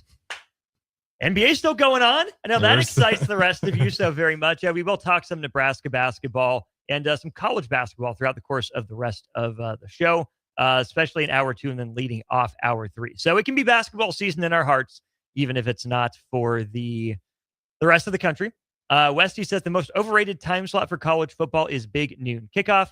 I hate it. Absolutely criminal to put what's supposed to be a primetime slot not at primetime. But think through how the Big Ten was able to do this. You put your main TV partner in Fox, you give them the early window where SEC is going to bury its bad games. So, okay, you can put your more marquee game at that time slot. And then you took the SEC's longtime media partner, CBS. Sometimes you're making that a marquee game for one of your new partners. Mm-hmm. And then guess what? You also partner with NBC and you give Peacock a game of at least some level of import at different points in the year. So for the Big Ten, they're trying to give all of their partners a marquee game every week, or at least at some point when the game draft gets done. So yeah, we think of primetime as 2:30. We think of primetime as, 6 o'clock or 7 o'clock. But Ryan Day's complained about having to play at noon all the time. Why so early? Well, that's because of your TV partner. That's the window they took. It's the window they wanted in the window that they're highlighting. So sorry that you're in the Big Ten. Sorry you're getting these big checks. Sorry you don't like getting up early, Ryan Day. Maybe you're a night owl, but hey, guess what? You're still the feature product. You're still the biggest game of the day on that network. So guess what? You're still getting your pup. Yeah, I mean, it's a way for them. They've wiggled into just about every corner of having rights to air these games and with all their partners and having a primetime spot for them. So, I mean, you also know it's going to be a fight with the SEC. If you want to just say we should go play at these time windows, good luck. You got the SEC, and they're going to be holding that tooth and nail and with their partners. So it's a tough one. I think they're just doing what they can. And to your point, the coaches are taking the money. Like, listen, it's a lot of money to get those. So I'm in the same way. Like, do I want to see the best matchup on big noon kickoff? Not necessarily. I'd prefer it later, but considering like that's the best opportunities and that's, how they have it worked, and you're not going to be able to bully the SEC and take over some of their partnerships, that's as good as it's going to get. And you just kind of hope for them to keep wiggling their way. If you want the Big Ten eventually getting those other time slots, I mean, you just got to keep dominating to make more money, and eventually maybe they can flex their muscles. But I mean, it's a tough world. They're pretty rigid walls. And when they go through these TV agreements, you're going to have these certain conferences like the SEC really defending what they have. And if you're Fox News, what I think they have done, is where can we find the open spots where we can start taking over in this market, or find avenues that they're missing. And maybe one day it builds up and you can watch, at 2:30. But for the way it is, I mean, I don't see that changing anytime soon. Westy, just because you don't end up watching that game, I'm sorry. Just seems like Fox thinks that other people do. So they will continue to spite you, spit in your face, and try to make Big Noon a thing. And then Justin from Hickman says, Washington on Halloween has to be the blackout game, right? I would be shocked if it was anything but that game. Yeah, because we're at home for Washington, right? Yes. Yeah, that's on the 31st. That's a good matchup, too. I mean, University of Washington, that's a good game to where if Nebraska, again, not a major statement, but take down Washington. It's a good chance that Washington can pull something off. I think they're always a little bit under the radar on where they're at. That's a great game. And for Nebraska to hopefully we build a game with some hype around it that we can walk away with a win with. Sharky and Bennett, we see your text. We are also not going to answer it like Bach and Farley did not either, but appreciate you texting in. Your banger hit rate's about 75% after that one. So keep them coming on our Starter Heyman Jewelers text line 402-464-5685. Trey Taylor and his camp respond to Ohio State. We'll talk about that to wrap up Hour 1. Watch Old School live on Facebook, YouTube, or Twitch. Old School with Foreman and Orman on 93.7 The Ticket and theticketfm.com. Roses are red, violets are blue. You should treat mom to some barbecue. At Hog Wild Pit Barbecue, we think award-winning moms deserve award-winning barbecue without having to lift a finger. We invite you and your family to gather around our table on Mother's Day for Hog Wild's slow smoke favorites, or place an order to go online at gohogwild.com for a spring picnic where mom is the guest of honor. We look forward to seeing you this Mother's Day. Hog Wild Pit Barbecue, 3210 Cornhusker Highway in Lincoln. Lincoln is full of great golf courses in a state that is getting national recognition for exceptional golf. Friend Country Club is worth the drive, just 40 minutes from Lincoln and home to one of the state's most respected 9-hole courses. Enjoy their restaurant with popular items like a 14-ounce ribeye, 10-ounce sirloin, or chicken fried steak.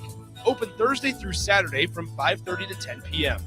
Expand your horizons with a trip to Friend Country Club, just 40 minutes southwest of Lincoln. It's worth a visit. If you're seeking a career with a growing company, Gaina Trucking and Excavating is hiring and looking for additions to their team. Gaina Trucking has a strong team culture, competitive pay, 401ks, and benefits like health, dental, and vision.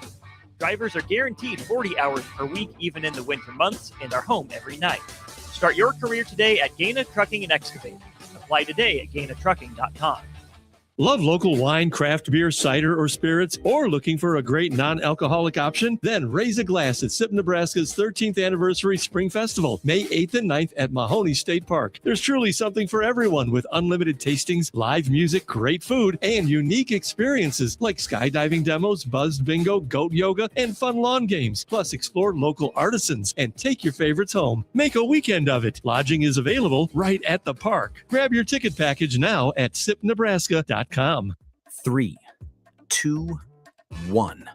The drop is live. Screens freeze everywhere, except yours. You've been training for this moment. And with Allo Fiber's zero-lag precision, you strike first. No lag, no limits, just speed. Can your internet provider do that? Stay ahead of every drop. Visit allofiber.com/all-in. Are you looking for something different for lunch or dinner in Lincoln? Big 8 is now open at 1226 P Street, serving seafood boils and Asian cuisine. Get your hands messy with fresh, flavorful seafood boils, hot, cold, and made to share.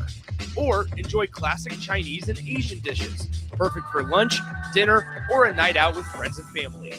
Big flavors, generous portions, and a brand new dining experience. Big 8, now open in Lincoln. Big value and big flavor meet at Wings and Rings thanks to the all-new delicious Duo Combo. This is the one you've been waiting for. Get one half-sized appetizer and 2 entrees with a side for only $19.99. Bring a friend for the best deal in town on any day of the week, during game time, or whenever the heck you want. Their made-to-order wings and chicken sandwiches are waiting for you at their 68th and O and 40th and Old Cheney locations. Stop by Wings and Rings and celebrate every day with the best meal deal in town. Do you ever feel okay in your current job and profession, but wonder if there's a better company that can offer more? Vision Mechanical is now hiring for journeyman plumbers and HVAC service technicians. Vision Mechanical offers top-of-the-industry wages, 100% paid health, disability, and life insurance, 401k with employee match, and paid holidays and vacation. Vision Mechanical believes in craftsmanship, teamwork, and building a better future one project at a time. Apply today or learn more at visionmechanical.net or email Ron at vmech.net. Hey there, this is Paul Scheel, owner of High Electric. I want to thank our friends and loyal customers and introduce High Electric to those looking for a new electrician. We've been serving the Lincoln and Omaha area for over 30 years, from design to install, upgrades, and repair.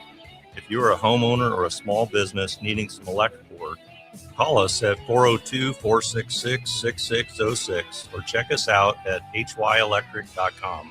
We look forward to hearing from you. Back Nine Golf in South Lincoln is the premier indoor golf experience in the state. Back Nine Golf is open to the public with 24/7 access for their members. Whether it's a range session to get accurate club distances, 18 holes with some buddies, or a one-on-one lesson with Back Nine's PGA teaching professional, their top-of-the-line full-swing simulators are there to help you lower your score in perfect conditions. Learn about Back Nine's variety of memberships today and see the facility for yourself at 7501 South 15th Street in Lincoln, just south of 14th and Pine Lake Road. Back Nine Golf, the premier indoor golf experience. Back to old school with Foreman and Orman on 93.7 The Ticket and theticketfm.com. Welcome back in. It is Old School, brought to you by Graham Tire. Austin Orman, Harrison Barnes with you. Plenty to get to from our Sartor Heyman Jewelers text line here. Eric and Starkey, appreciate you chiming in. We're going to get to this from YouTube, though. Also, streams brought to you by Sartor Heyman Jewelers. Big 61. Huskers do not do well on Halloween. Texas ended the home game winning streak on Halloween of 1998. Harrison, what if I told you that since 1891, Nebraska has played 19 times on Halloween? What would you guess Nebraska's record is, specifically on Halloween? Not Halloween weekend, just Halloween, October 31st. Since what year? Since 1891, they've played 19 games on Halloween day. Okay, you got probably some pretty good and then into some really bad. But the Bo Pelini era wasn't too bad either. I'm going to say Nebraska played on Halloween one time in the Bo Pelini era. Only one time? Okay. I don't know if I've done a lot lately. We'll go 11-8, although I don't feel great about it. 17-2. Okay, so the 90s were really carrying. Nebraska is 17-2. They won in 1891, 96, 1903, 08, 1914, 1925, 31, 36, 42, 53, 59, 64, 70, 81, 87. And then probably the most famous Nebraska Halloween games are the next two. 1992, Colorado. Halloween Massacre lives in Nebraska lore, lives in Colorado lore. Nebraska holds Colorado to like 125 total yards. And Colorado's, what, I think like 25 game conference winning streak or something like a long winning streak. Just absolutely beat the brakes off a really good Colorado team here in Lincoln in 92. And then the game, the Big 61, brings up the one against Texas. Nebraska fell in the final 3 minutes. Texas came in and scored late in that one to, end a long winning streak. But then Nebraska, since the year 2000, has only played on Halloween twice. One game, 2009, it was at Baylor. Nebraska won it 20-10. And in 2015, Nebraska lost to Purdue In year one of Mike Riley, 55-45 on Halloween. Was So USC not Halloween? No, that was the day after Halloween. Yep, November 1st. Okay, yeah, that makes more sense. So you've had a bunch of October 30ths and a bunch of November 1sts, but only 2 Halloween games, about to be 3 Halloween games since the calendar flipped to the year 2000. So Nebraska does not really struggle on Halloween, even though there have been 2 pretty notable games there. Do they wear the black and white? I mean, they have to, right? I think so. I think they look awesome. I hope they do that again. I don't think they look awesome, but I think you have to wear them. All right, Duke fan. I was anti-Duke's alternates too. I didn't have anything to throw at you there, so I just said Duke fan. That's the best I got. Okay, let's go to break. Harrison's going to get some new material, and we'll come back with hour 2. You're listening to Old School with Jay Foreman and Austin Orman. Download the mobile app and listen wherever you are on 93.7 The Ticket and theticketfm.com. This is Lincoln's home for sports talk on the FM dial. Also online at theticketfm.com. On the internet, KNTK FM Firth, 93.7 The Ticket. I'm Dr. Jeremy Hosine, candidate for the University of Nebraska Board of Regents. Husker athletics has never been stronger. Let's champion the same mindset across our entire university, academics, research, and opportunity. As a neurosurgeon, former regent, and proud Husker, I'm running to stand up for NU's future because this matters to my family and yours. NU needs us, and we need NU. On May 12th, vote Dr. Jeremy Hosine for regent, for our students, for our future. Does someone in your household avoid phone calls because they can't hear clearly, or do they have difficulty speaking on the phone? Nebraska offers a solution. The Nebraska Specialized Telecommunications Equipment Program, or NSTEP, provides financial assistance for specialized devices like amplified phones, caption telephones, smartphones with Bluetooth pairing to hearing aids, and speech-generating devices. If you're a Nebraska resident with a certified hearing or speech disability, you may qualify. It's not income-based, and once approved, you own the equipment. Learn more or apply at psc.nebraska.gov or call 1-800-526-0017. 3, 2, 1. The drop is live. Screens freeze everywhere, except yours. You've been training for this moment. And with Allo Fiber's zero-lag precision, you strike first. No lag, no limits, just speed. Can your internet provider do that? Stay ahead of every drop. Visit allofiber.com/all-in.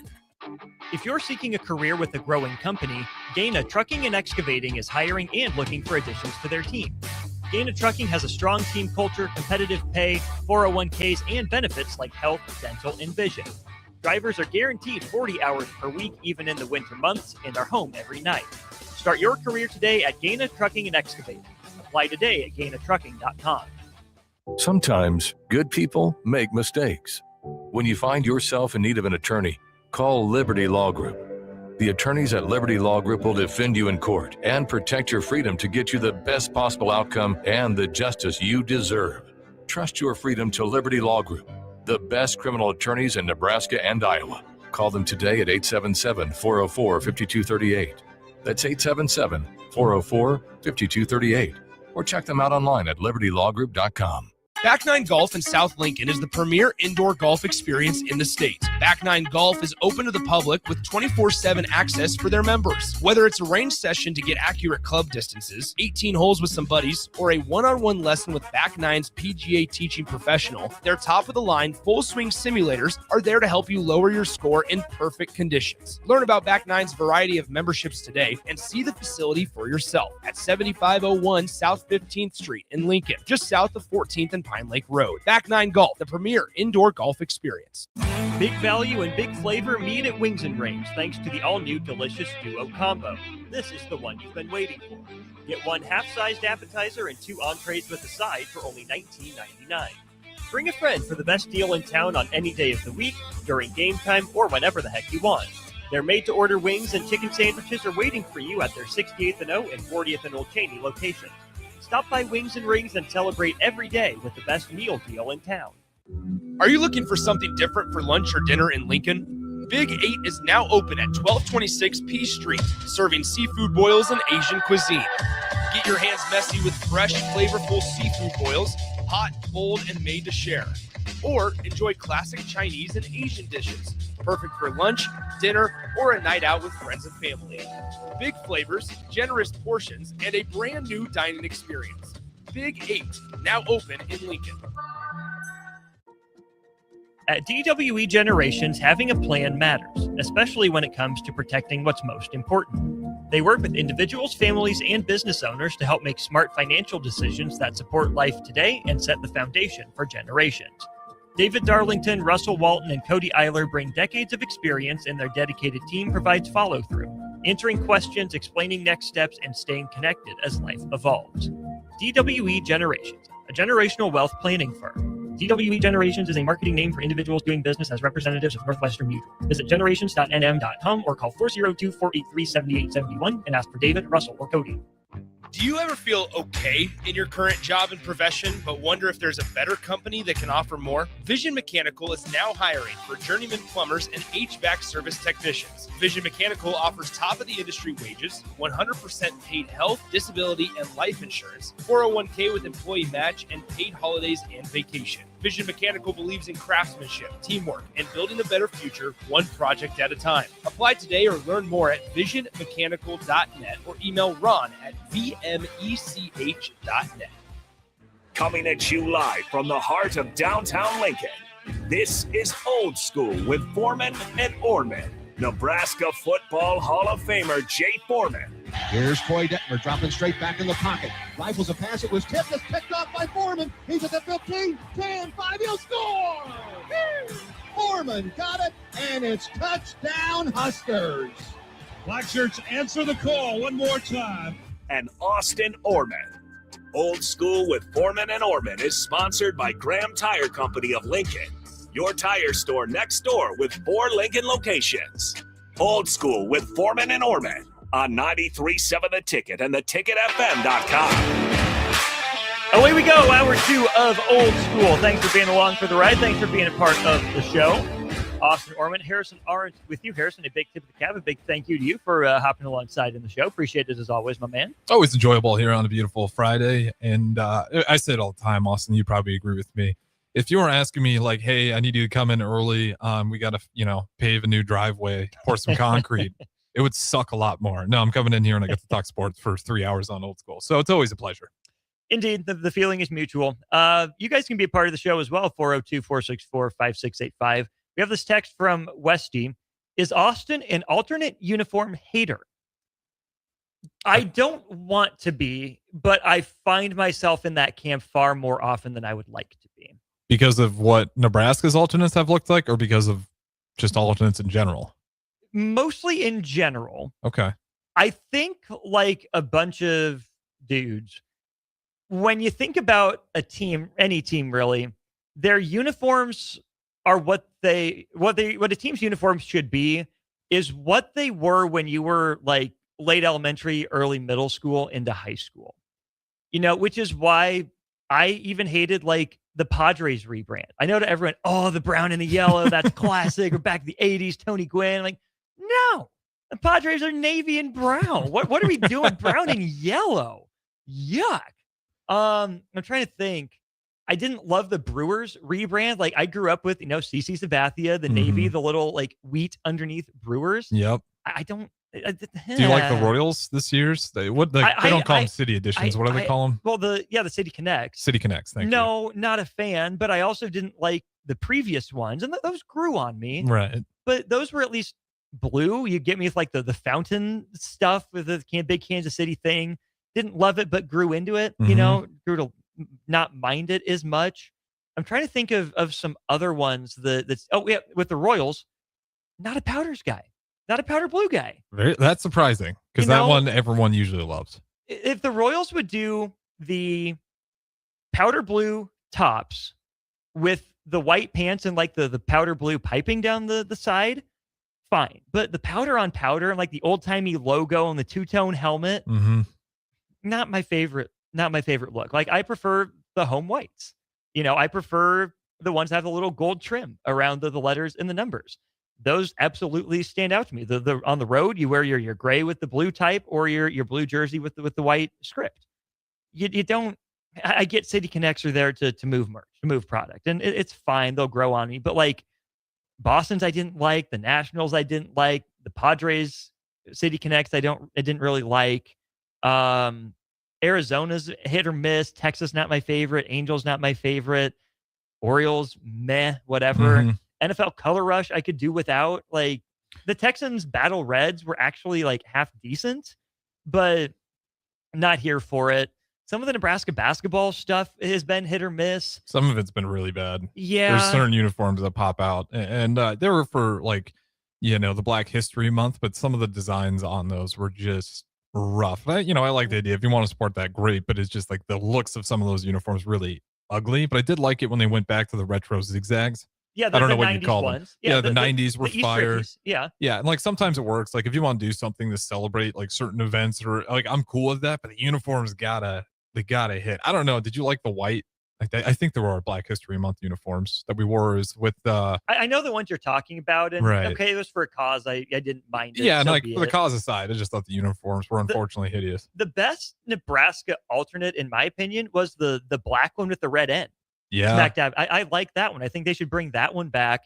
Well, they just need personality in it. Like the best way I can describe like where uniforms have really fallen apart is like if you go look at the NBA, something happened to where all these uniforms have to be super generic, and then once in a blue moon we'll wear something crazy. Our City Edition uniforms in the NBA or the City Connect, editions in the MLB. And it's because they've lost so much personality of what the old logo used to be that they have to do like a splash uniform every now and then. Like if you go look at NBA logos, they're all circles now. They're the same thing. Every They're so single homogenized. logo is a circle with something with the team logo. It's a basketball with It's the horrible. mascot. And you got the Bulls staying true. You got the Heat staying true. You got the Celtics staying mostly true for the. I mean, most of those are staying, but pretty much all the other ones, they look terrible. Like go look the old Hawks logo when they had the actual hawk with the basketball. Look at today's logo, looks horrible. And then also on the uniform, they had the actual hawk. It's just so minimalist. Yeah, the Timberwolves, same thing. One of the coolest logos where you have the wolf overlooking the tree Don't line. get me started with the Wolves. Those so great. They wore them in the playoffs. Yes. But why does that have to be a throwback? You had the coolest jersey. Everyone says it's the coolest. The purple Raptors stuff. Oh, the Vince Carter. And, like the jersey designs, they were intentional. Even the courts. Black Sixers. Yeah, and it goes everywhere. The courts were intentional. You remember like when the courts used to have some pop and there was bold lines where you could see the through. Yeah. Now even all the courts are super generic. And I don't miss like the Pistons horse necessarily. Yeah, some I could didn't use some grow up on rebrands. that, but I know like that's 80s, 90s Pistons. That's the Grant Hill stuff. Even that's not for me, but I can at least respect it. Even the old Warriors. Like I like the old Warriors colors. I mean, some might say they're ugly, but like I remember those fondly, and at least they were unique. Like you're not going to find that color combination anywhere else. Like that is Warriors. And then you could just go across the board with all these NBA teams, and like even the Lakers, they're banana yellow and purple. They're not even purple and gold anymore. Nike, that's criminal offense. I don't know why you ever did that, but something And there's happened. too much purple on some of those purples, like the deep purple I don't like. Yeah, and just And the Chevron Los Angeles or whatever. Even when they had the Vancouver Grizzlies, I'm just going through all these awesome logos back in the day when like there used to be personality, and now we've gotten to a point where we'll be generic as possible and we'll have multiple, alternate uniforms, which is ironic because a lot of the alternate uniforms are just callbacks to when they had good uniforms. It's not even a new one. But it's a worse version of the old one. Yeah, it's cheaper and it rips apart a lot easier. So there's that, once again, thanks Nike to that. And Fanatics. Blame Fanatics. Don't get me started on Fanatics. And I'm Get sure me started on Fanatics. the entire text line would agree with us on, our Fanatics not necessarily being the greatest, but it's a real bummer. I am old school and I hate the just alternates and trying to constantly push merch. Sometimes it's cool. I'd much rather just you have a personality that you stick to and you avoid just being super generic, which every NBA team and the NFL is a little bit better. But I'm with you. I don't need all the color rush uniforms. Like that's one thing I like about my Bears. And they've changed a little bit recently. They're starting to do it more, but for the longest time, like no, the Bears just wore their home and away uniforms. And they worked. They did business in those. And they're iconic colors. You don't need to change it. There's some talks about them doing like a whiteout because, Caleb Williams is the Iceman. I like the idea. I don't want to see it. Like, let's just keep rocking what we have. We have awesome uniforms. Yeah, well, you can have the stands in all white. That's fine. Yeah. But you don't have to do it for the players necessarily. Yeah, that's just where I'm at. So I'm old school in that way. Like, I can't stand And a lot of it's because we've gone so generic that I feel like they intentionally went generic so they can have these kind of splash plays, and also just to try to be safe. It's a bummer to what has happened to sports team branding, in my opinion. 402-464-5685 did not see us going this route, but here we are. So we're going down the line. Eric says Austin is just a hater in general. Of yours, maybe, Eric. I'm kidding. Joe B, powder blue for the Royals and yellow for the Padres are not rebrand. They were the original brand. I know, which is why they're going back. But again, it's not for me, not my era, not my generation. And I get why they do it. I understand that it means something to them. And the powders are probably better than like the Royal stuff that I grew up on. Mm-hmm. But it's just not the same. 5882. I'm with Austin, except for the Seattle Mariners City Connects. They're fire. They can be done right. They can be done well. The Mariners were kind of a callback, though, right? To the old Seattle Pilots kind of colors. Mm-hmm. In that color scheme, I grew up with kind of the teal, aquamarine, whatever, forestish green, whatever Mariners colors. That's the Mariners to me. But I understand the Seattle Pilots era, the old Mariners era. You can use those colors. That's fine. No skin off my back. But it makes sense. It's in the lineage. It's in the lore. It's in the history. Mm-hmm. And it's every so often. The Royals going with like pink, purple, fuchsia, whatever. The Red Sox, I know the blue and yellow is something to do with the city of Boston. The heck? I didn't like and still don't love Duke going with the Navy. Yeah. Like the whole point of Duke basketball is that you have your color blue. You own that shade of blue, and it's different than Carolina's blue, right? It's supposed to be that iconic color rivalry. And the Gothic navies have grown on me a little bit. I don't mind it so much anymore. Duke had some gray uniforms when they went up to play Army and as a Coach K tribute, which, okay, you're honoring Coach K, but why would you want to honor Coach K, though, in the traditional Duke blues? Right. And that's where I always fall to. Right. Exactly. And yes, Kyle, it is all about selling merchandise. We get it. 2430 says the same thing, where it's cheaper to do simple shapes and one or two colors. This leads to my point where I thought we wanted to take the segment with the NCAA tournament. You can expand the NCAA tournament. You can simplify logos and, do all these alternates and claim that it's under the guise of fans. Well, the fans want it. This is good for the fans. It's something to get them excited. More fan bases are involved in March Madness. More fan bases are involved in the college football playoff. Fans have something new and fun to come to the stadium and see, and another reason to tune in. When's the last time fans legitimately asked for an alternate uniform every 3 years? When's the last time fans want an alternate uniform that's not the previous uniform? When's the last time that more fans of the sport in general wanted the playoff expanded? They want more meaningful games, not fewer. Mm-hmm. You dilute the value of the regular season and you dilute the value of the tournament, whether it's baseball, basketball, or football, the more spots that you add. All these people are going to claim, well, it's for the fans. Look at these options for fans. Well, it's sucking fans' attention spans dry. It's sucking fans' wallets dry in some cases, or pricing fans out of it with how expensive some of this stuff is getting. Right. And fans didn't ask for this. You can claim it's about the fans all you want. It's not. It might be about the $131 million. Yeah. That they get in TV revenue. Well, that and all the merchandise from the, New City Connects and alternates and whatnot. I mean, that's unfortunately, and that's what happened with sports. It's become such a moneymaker that we're not the focus. We're the focus as long as to a certain extent. Once we're in and they think you got you, all right, now we can start just putting stuff in there that's extra that maybe you don't really care about, but we know you're such a diehard fan that you're going to watch it anyways. And that's unfortunate what sports has gone into. Because your point with the tournament, there's a lot of eggs to cook when it comes to NCAA athletics and real issues to be solved and worked on. But the focus was, how can we make a 76-team tournament? And then for college football playoffs, NIL, there's still a lot of wiggle room work that needs to be done there, checks and balances to make sure there isn't tampering.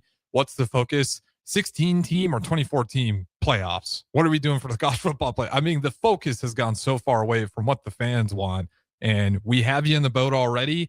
We're plenty miles away from shore. So we're going to decide which direction we're going now. And we're going to Money Island every single time because you're already on the boat for it. But see, you're going to Money Island. You're not necessarily going to Money Continent. It's so short-sighted because, yes, I'm sure that there's a bunch of cash and a bunch of money to be made in the here and now. And the only way that you get to making most money is you got to make more money first. Mm-hmm. The fact that it's all about money, okay, fine. It's kind of what keeps the world spinning in some ways, for better or for worse. My issue isn't even about the money.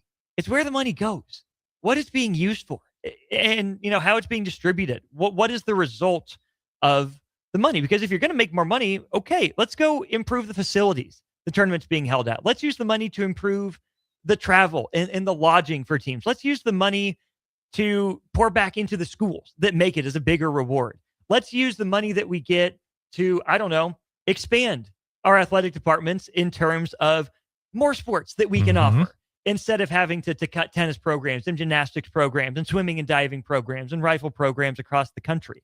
Money itself is not the problem.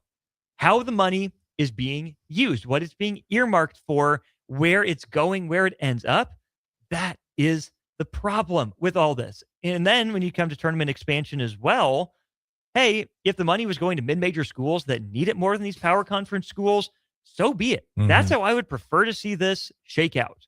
But the Big Ten and the SEC have pulled everyone along behind to get their conferences more teams in so they get a bigger share of the pie and continue to crowd out, these other conferences, these other schools that have probably had better seasons. Strength of schedule is not an argument for inclusion in the tournament. Strength of schedule is the last resort. How many games did you win? And yeah, sure, who you beat needs to come into play a little bit, but you can't have strength of schedule be your number one selling point. That's why I think you got to win at least 50% of your games in your conference if you want into one of these tournaments. I'd be fine even with a 20 game winner requirement, or you got to be at least 3 games above 500. The lowest on record right now is 2, but just expanding the tournament for the sake of expanding the tournament because you had another $131 million out there on the table. What good does that do you if you're not going to make the game better, if you're just going to pocket the money? Well, and that's the biggest problem. That you'll hear that talking point. It's a great opportunity for some of these smaller schools, these mid-majors, to get their appearance. No, it's more kids from the Power Four conferences getting seats at the table. It's just moving extra seats to the big boys table, and the mid-majors, you're still not invited. Maybe we'll put a couple more chairs out for you, but this isn't for you. This is for the Big Ten, the ACC, the big time players. When we're talking the college basketball, to get more seats at the table, because hey, we didn't really win any impressive games, but did you see we did play Duke, we did play North, we played those guys. We didn't win, but we played them. They were on our schedule, and that's nothing like one of these mid-major schools like High Point had to play. So clearly we're deserving, even though they're 10 games, they have 10 more wins than we do, and they have great shooting numbers, but we play Duke, North Carolina, so we deserve. And that's seriously how some of those teams will get slotted in there, because they will have the tougher schedule with no real remarkable wins. But when we're talking about those extra the play-in round now, you're going to see teams that you look at and you're like, boy, I guess you get a chance, but you don't really have anything remarkable that you've done this year other than playing a tough schedule. And it's totally going to devalue the regular season. Like there's no world that this doesn't do that. Thank goodness that Nebraska is able to get their tournament wins already. I don't know if it changed people's mind if we got in as like a 76, in that play-in round and won a game there. But to your point, and to everyone's point, nobody asked for this, and it's going to happen anyways. And we're going to see some teams sitting in those play-in rounds, and we're going to ask ourselves, do they really belong to be in there with that record, or do they just get the benefit of the doubt because they're in a big-time conference and they played a tough schedule? And unfortunately, it's going to be the latter for a lot of those teams in that round. The biggest issue for me when it comes to looking at NCAA tournament expansion, which was obviously on the table for a while, been discussed for a long time, and it's already the 3rd time in now the last 26 years that the tournament's expanded, is that the vote was unanimous. I think I understand in some regard the mid-major commissioners and coaches saying, well, hey, it gives us a chance to get a unit, to pick up a little bit of cash. But for it to be unanimous? Really, not one person, not one conference could stand up and say, hey, guess what? This sucks. I know our vote doesn't mean anything because the rest of you are going to prove it. But hey, we're against this. Was it ever going to be enough to swing the vote? No. This was always going to happen for myriad reasons that we could spend the whole rest of the show talking about. But it's alarming to know that there wasn't they were one either voice. kowtowed into towing the line and doing it. And I know a bunch of these decisions get made unanimously, but that there wasn't more stink being thrown on behalf of the little guy, on behalf of the common fan, whatever, so be it.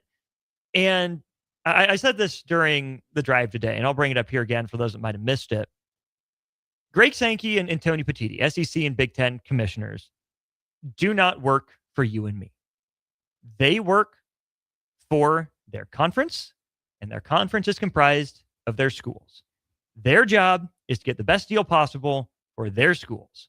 Tony Petitti and Greg Sankey aren't supposed to care about the Sun Belt, aren't supposed to care about the MAC, aren't supposed to care about the West Coast Conference, aren't supposed to care about the MEAC. The list goes on. But it doesn't make it sting any less when they prove just how little they care. You know, it's just like, in some ways, they're the commissioners of a league. They are, it's their title, but like, they're Roger Goodell. Who pays their salaries? The conference. Guess who pays the conference? The schools to be members. You know, they get these rights fees from TV. So whatever's good for the schools is good for the conference, is good for the commissioner. I think far too often, though, commissioners and people like that are told not to speak up, or are put on the pedestal to say, you are our puppet, you are our mouthpiece, you work specifically for us and exactly what we want to accomplish. And I don't think there's nearly enough responsibility placed in the hands of commissioners to not just, you know, do what the schools say, but actually actively work for the schools. The commissioners aren't in leadership positions in some ways. As much as they're portrayed as being in leadership positions, they're being told what they're supposed to advance. They're being told by the schools, by the athletic directors, chancellors, presidents, what they're supposed to advance and pursue. As opposed to, hey, we trust you to guide our conference. Tell us, you know, where we can grow, but also save us from ourselves sometimes. Because yes, more money is probably better for these schools in some ways. Unless they're going to use it poorly, then it's just another detriment, getting in the way, and we have all sorts of conversations that we don't like to have. But it's such a shame that whether it's elected leaders or hired leaders in NCAA sports and beyond, that we elect people to do what we say, not elect people to save us from ourselves in some cases. Yeah, and you know, that's you could pull from a lot of places. Again, when so much money starts to get involved, you have to start protecting. You lose the focus of the fans, and you're just trying to make right. You know, in this case, you know, for the commissioners, the schools will be like, okay, what do my shareholders want? Well, you just got to keep making more money. You find more ways to put money on the table to keep everybody invested, and you're just not going to have, I think, great foresight when you're talking about these schools in the middle of NIL, where money is the main thing all the time. And every school is trying to soak up as many dollars. And you got universities like Nebraska, you know, good, bad, neutral, that are building up a $600 million big red rebuild. Hey, let's go ahead and do the 76 team tournament, because that we need some money. We're clearly doing some major upgrades here. So you have a bunch of schools in this arms race of NIL hoarding in more and more money, because that's the direction the sport has been heading. And you have commissioners in a place that see all their schools and all these universities trying to pull in as much money possible. And then if you're sitting there, you might not have the foresight to look down the road, and you're like, well, okay, well, we're really in a moment where we need to pull in as much money as possible while the sport's moving, while we have everybody at the table. Let's just go ahead and make the deal. $131 million. That's more money to your guys' pockets. We can make this thing work. And you just lose that long-term focus, especially in today's era. I just think, you know, I said it before, the fact that, and I'm not saying this is bad. If you are a big fan of the Big Red Rebuild, that's great. But the fact that we just talk about $600 million, and we say it loosely, is kind of unreal to me. Yeah. We're talking over, you know, over half, you getting, you know, over halfway there. We're about to get to $1 billion, you know, add another $400 million to $600 million is an absurd amount of money. And maybe that's what it costs. And maybe that is the right number. And if you're all for it, that's great. I'm not telling you not to be. But we've just kind of hit this era where we talk about that loosely. Like, where's the money going to come from? And again, we're not paying for it. So that's great. It's not like it's taxpayer money. Yeah. And so there's that. But it's still just kind of crazy. And it shows with not just us, but you look at the upgrades all these other universities are doing, the need for money is huge. And that's why money for money's sake. Yeah, money for money. And with this, you just kind of see this endless chasing, you know, and who knows, we'll be talking about 100 plus, you know, tournament next year for March Madness. I just don't know where supposedly locked in until 2032. Supposedly. And at this point, please, I mean, if you tell me the tournament could change and go away from 76 teams, or it can stay at 76 teams, I'm scared of what the future might hold. Even if it changes from 76, could mean it goes back to 68 or 64. I'm not willing to run the risk that it would actually go back and downsize, because it's much more likely that it would upscale instead. Mhm. So please just leave it 76 at this point, right? We're done. We've had enough. Just stop. When your young lad turns 18, do you think you'll be looking at more than 76? Oh gosh, I hope not. Probably, but wow. Thanks for depressing me, Harrison. It'll be Jeez. fun. You'll be the old man. Be like, I Jeez. remember when there was just 64 teams. I do remember when there were just 64 teams, and it fit perfectly on an 8.5 by 11 sheet of paper. But It was great.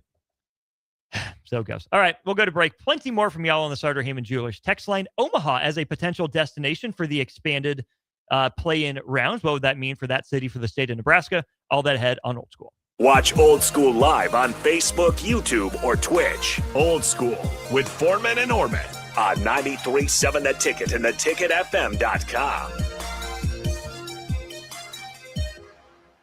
We have 2 boys, so we needed more space. We lived in a townhouse, so we decided to build. Casey Bowman and her husband Joe built their first home with us. This is Bob Benish of Aspen Builders. Working with the Bowmans was fantastic. After the first meeting, we really liked them as people. I was really skeptical about the whole building process, more so than Joe was, but they explained everything before it happened. If there were problems or issues along the way, they called and explained everything. They just really helped ease my mind. They were really good about giving us options as far as what fit in the budget, what didn't fit in the budget. They have a designer, Rachel. She was amazing. She was very helpful in making sure that our house turned out good. I wouldn't change anything. I wouldn't change the lot. I wouldn't change colors. I love everything about it. Everything. It's perfect for us. Make your dream home a reality and call Aspen Builders at 423-6811. Online at aspenbuildersinc.com. Your home is waiting at Aspen Builders. If you're seeking a career with a growing company, Gaina Trucking and Excavating is hiring and looking for additions to their team. Gaina Trucking has a strong team culture, competitive pay, 401ks, and benefits like health, dental, and vision. Drivers are guaranteed 40 hours per week, even in the winter months, and are home every night. Start your career today at Gaina Trucking and Excavating. Apply today at gainatrucking.com. Are you craving the ultimate game day experience? Red Zone Sports Bar and Grill has your front row seat. Dive into delicious wings, juicy burgers, and frosty drinks, all served up with TVs covering every inch of the walls so you'll never miss a play. Stop in for their incredible daily specials like $3 tall boys on Mondays, 5 wings for less than $6 on Wednesdays, and $20 beer buckets on Fridays. Red Zone Sports Bar and Grill right by the Lincoln Airport at 3111 Northwest 12th Street. Big value and big flavor meet at Wings and Rings thanks to the all-new delicious duo combo. This is the one you've been waiting for. Get 1 half-sized appetizer and 2 entrees with a side for only $19.99. Bring a friend for the best deal in town on any day of the week, during game time, or whenever the heck you want. Their made-to-order wings and chicken sandwiches are waiting for you at their 68th and O and 40th and Old Cheney location. Stop by Wings and Rings and celebrate every day with the best meal deal in town. 3, 2, 1. The drop is live. Screens freeze everywhere, except yours. You've been training for this moment. And with Aloe Fiber's zero-lag precision, you strike first. No lag, no limits, just speed. Can your internet provider do that? Stay ahead of every drop. Visit aloefiber.com/all-in. At DWE Generations, having a plan matters, especially when it comes to protecting what's most important. They work with individuals, families, and business owners to help make smart financial decisions that support life today and set the foundation for generations. David Darlington, Russell Walton, and Cody Eiler bring decades of experience, and their dedicated team provides follow-through, answering questions, explaining next steps, and staying connected as life evolves. DWE Generations, a generational wealth planning firm. DWE Generations is a marketing name for individuals doing business as representatives of Northwestern Mutual. Visit generations.nm.com or call 402-483-7871 and ask for David, Russell, or Cody. Love local wine, craft beer, cider, or spirits, or looking for a great non-alcoholic option? Then raise a glass at SIP Nebraska's 13th Anniversary Spring Festival, May 8th and 9th at Mahoney State Park. There's truly something for everyone with unlimited tastings, live music, great food, and unique experiences like skydiving demos, buzzed bingo, goat yoga, and fun lawn games. Plus, explore local artisans and take your favorites home. Make a weekend of it. Lodging is available right at the park. Grab your ticket package now at sipnebraska.com. Are you looking for an exciting new way to put your skills to work? Explore new career options in the fintech industry at Currency, a Sandhills Global company. We offer full-time positions in financial sales, compliance, operations, and other fields. We also offer a 4.5-day work week, an attractive benefits package, and opportunities for advancement. Put your motivation to work and grow with us at Currency. Visit gocurrency.com/careers to learn more. Hey there, this is Paul Scheel, owner of High Electric. I want to thank our friends and loyal customers and introduce High Electric to those looking for a new electrician. We've been serving the Lincoln and Omaha area for over 30 years, from design to install, upgrades, and repair. If you are a homeowner or a small business needing some electrical work, call us at 402-466-6606 or check us out at hyelectric.com. We look forward to hearing from you. Grandma and Grandpa, Mom and Dad, then the kids, and now the grandkids. Judson Irrigation has provided lawn sprinkler system design, installation, repair, and service to 4 generations. They're just like members of the family. Loyalty, trust, service. It's what you deserve and expect from Judson Irrigation. Keep summer green. Call Judson Irrigation 402-420-6277 or judsonirrigation.com. Back to Old School with Foreman and Orman on 93.7 The Ticket. Halfway through the show, it is Old School, brought to you by Graham Tire Company, proudly serving the Midwest for 75 years. More than just tires, they do all kinds of car and light truck repairs too. From brakes to oil changes, trust Graham Tire for service you can count on. Graham Tire, getting you to the places that matter most. 402-464-5685. Give us your thoughts. We have a plenty to get to when it comes to NCAA tournament expansion, but more importantly, our Sartor Heyman Jewelers text line. Let's just go through them, reverse chronological order here. Bubba says the problem with courts, though, then you get too wild and crazy. You do stupid stuff like TCU does, but we need some of those. You know, I'm not saying crazy, but would you rather have your court covered in 100 logos, or would you rather have your court have some character? Because right now we're in the first where it's just covered in logos. I don't know if anyone's watched a Lakers game recently. Oh man. Which, fun fact, by the way, some of those are just on the TV overlay. They're not actually on there on the court. They are just added court. So if you're at the game, maybe it looks a little better, but on TV, it looks horrendous. So I would take the flat, even if it's a little bit ugly, I'd take that over having the corporate logos slapped everywhere on the court. And baseball does that on pitchers' mounts as well. Oh, really? Yes. Like TV sometimes. overlay? Yes. Okay, that makes sense, because sometimes I wondered. I'm pretty sure he stepped on that. It should be smudged. Yeah, that makes more sense. It's the TV kind of overlay. You know, there's a reason that there's like one Boise State, one Eastern Washington in college football. I don't love the look of Oregon's court, but again, at least it's personality. Yeah, I take that every time. Trying to do something with it, and you know, the TCU one absolutely comes to mind. I mean, are you saying then that like the Boston Celtics, like parquet floor is too far? You know, I think it works for Boston. I wouldn't want to see it everywhere. Probably complained about the Brooklyn Nets gray court. Yes. Memphis, the Tigers in college, their blue court with like the tiger stripes. Yeah, it's a lot. Not my favorite. That's too much, but okay, you tried something. Mm-hmm. It didn't work, but that's all right. Starkey and Bennett says alternate uniforms for established blue blood programs rarely hit the mark. If Nebraska goes alternate, it should go retro to the 97 Adidas mesh. We try that and it looks terrible. I'm just not a mesh guy. And again, maybe that's a generational thing. And I know for the people that ended up watching that run and seeing the success, taking back to the glory days, that was better. Mesh just isn't comfortable to wear. We've got so much better sports technology now. We don't need to go back to that just for the look. Well, I don't know if would mesh even allowed. I don't know what the requirements are, and like obviously with Adidas, you'd have to ask Adidas, like, hey, can you make us some mesh jerseys?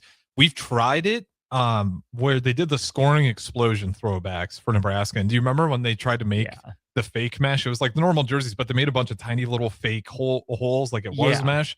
They looked horrible. And the problem with Nebraska doing throwbacks, I agree with you. Like the blue bloods, it usually misses the mark.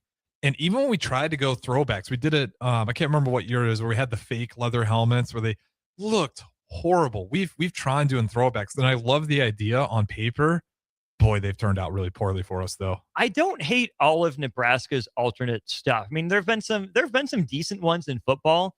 I did like the white on white with like the duct tape numbers. Yeah. More than I liked the black with the duct tape numbers. The red and black kind of like gridiron print weren't my favorite either. The worst one the black was helmet the was not my favorite. 100-year anniversary. That was pretty. Why even do it? Good. You couldn't see it. It was just the tiniest little blue outline. Right. You couldn't, unless you were right next to a player, you couldn't see it. Like When you had the 9/11 ones that they wore against Buffalo that made you look like Utah for some reason. Those weren't great either. We've kind of struggled with alternates, and I don't know if just the Adidas with Nebraska, because I feel like I've seen other schools that have Adidas that pulled together some awesome alternates.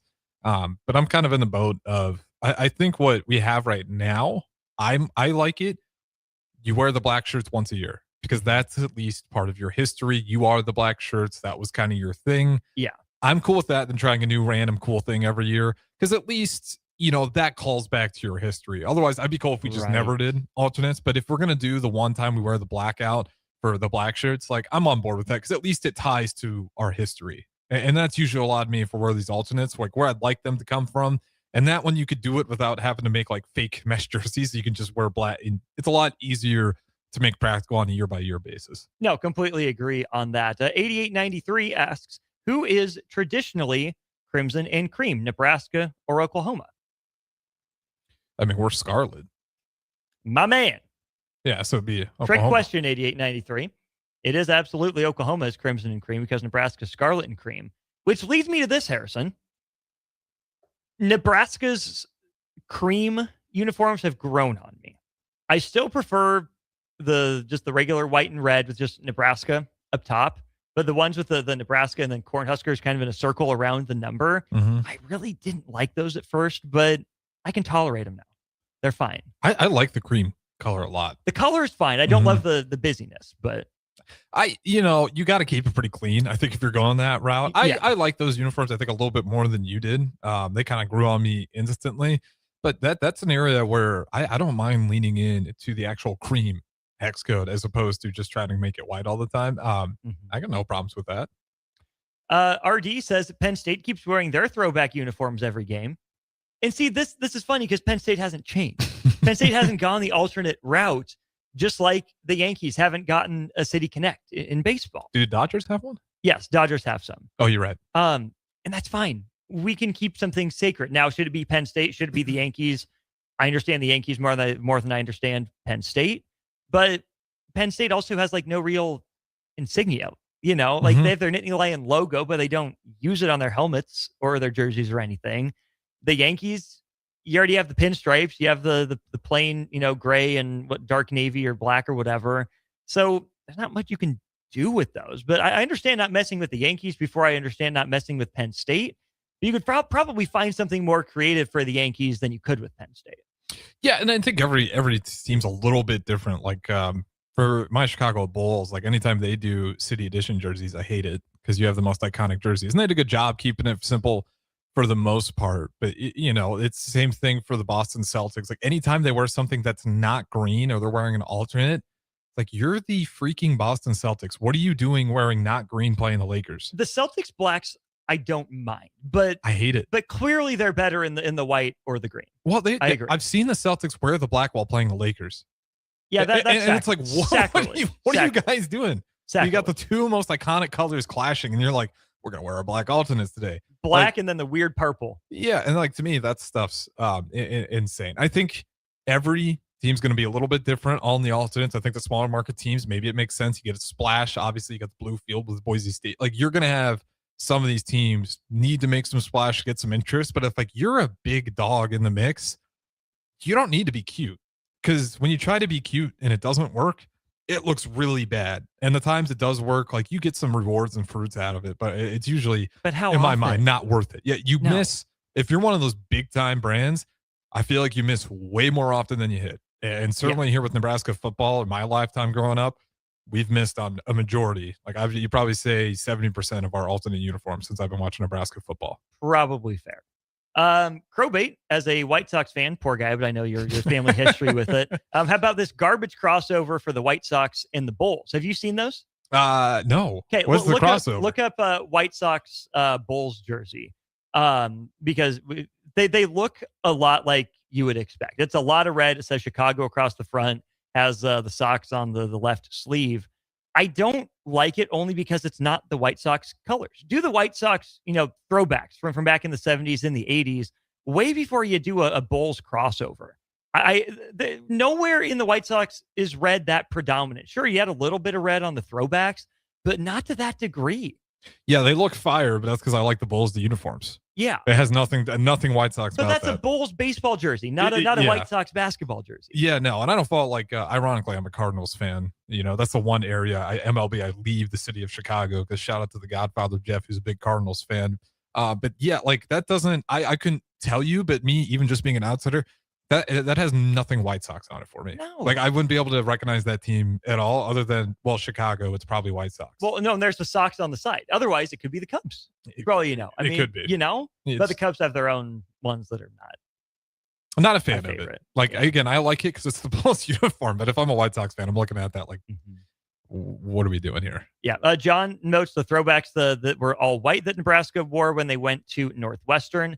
I kind of like Northwestern's alternates, kind of the Gothic stuff. Oh, those are my favorite. I kind of don't mind those Northwestern. With the gold and the purple, and they got purple. the chrome purple on the helmet with the matte black.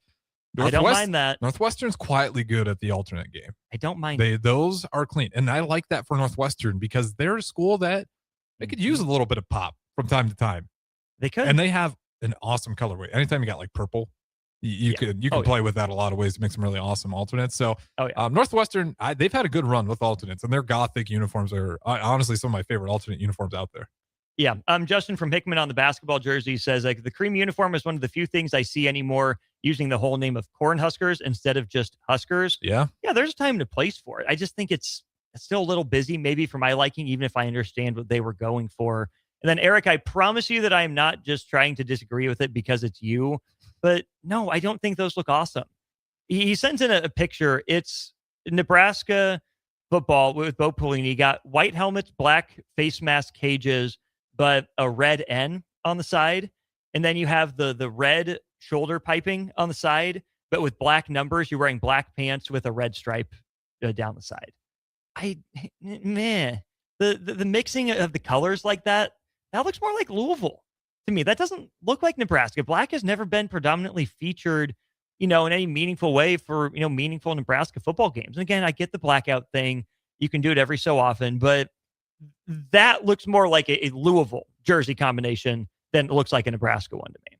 Yeah, and that's where a lot of the alternates get away from me. And again, that's why I use the NBA when I'm talking Celtics and they're playing key matchups. And I'm like, why are you not wearing the green? Right. That's the brand. And when you don't look like the Boston Celtics anymore. Mm-hmm. And the same thing for me with football. There has bbeen some alternates that I've really liked for Nebraska. Like I said, certainly not most of them, but they've hit every now and then. But it's just not worth it. Because even sometimes the ones I like maybe I like the look of it, but even then I'm like, if I'm walking by the TV and I'm not from Nebraska, I might not know who's playing right now based on how different those alternate uniforms look. And we usually haven't gotten too extreme, which even the one I complained about where they had the little blue outline, I'm glad they didn't go all blue because that would have been insane to me. But yeah, you don't want to look like another team out there playing. And that's just me. I kind of go a little bit old school when it comes to alternate uniforms. Keep it very simple. And for Nebraska, you can do a black shirt once a year, and that's where I put my foot down. It took 48 minutes for us to get this text. Can you guess what it is regarding uniforms at Nebraska? I'm blanking. I don't know what it could be. All white uniforms are a guaranteed loss. Oh, well, this is my It took favorite. 48 minutes. This is my favorite. New text. record. New best. We made it that long. You know what I'll say about the all whites and our record in the all whites? Is they look so clean. No, pick an era. We were losing in any color. Seriously, those numbers, everyone look, we always lose in these uniforms. It's well, we usually wear them later in the year. And look at our record in that time period of the year. Pick a color. We were probably losing ball games left and right. All our records were losing records in that time span. Mm-hmm. So that's always where I fall. I'm never a believer in there's surrender whites. It's listen, we've lost in black. We've lost in white. We've lost in red. We just need to figure out how to win ball games, not figure out what color we're going to wear. 5379. Alternates are working. People talk about them because they don't have success to talk about on the field. They would be much less of a story if we had actual, honest to goodness football to talk about. All right. Elena from the Upside is in next. She'll wrap up hour 2 with us. You're listening to Old School with Jay Foreman and Austin Orman. Download the mobile app and listen wherever you are on 93.7 The Ticket and theticketfm.com. At DWE Generations, having a plan matters, especially when it comes to protecting what's most important. They work with individuals, families, and business owners to help make smart financial decisions that support life today and set the foundation for generations. David Darlington, Russell Walton, and Cody Eiler bring decades of experience, and their dedicated team provides follow-through, answering questions, explaining next steps, and staying connected as life evolves.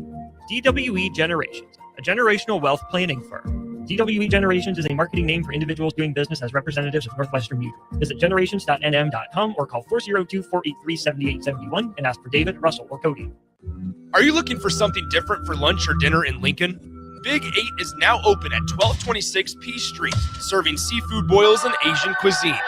Get your hands messy with fresh, flavorful seafood boils, hot, bold, and made to share. Or enjoy classic Chinese and Asian dishes, perfect for lunch, dinner, or a night out with friends and family. Big flavors, generous portions, and a brand new dining experience. Big 8, now open in Lincoln. Sometimes good people make mistakes. When you find yourself in need of an attorney, call Liberty Law Group. The attorneys at Liberty Law Group will defend you in court and protect your freedom to get you the best possible outcome and the justice you deserve. Trust your freedom to Liberty Law Group, the best criminal attorneys in Nebraska and Iowa. Call them today at 877-404-5238. That's 877-404-5238. Or check them out online at libertylawgroup.com. Grandma and Grandpa, Mom and Dad, then the kids, and now the grandkids. Judson Irrigation has provided lawn sprinkler system design, installation, repair, and service to 4 generations. They're just like members of the family. Loyalty, trust, service. It's what you deserve and expect from Judson Irrigation.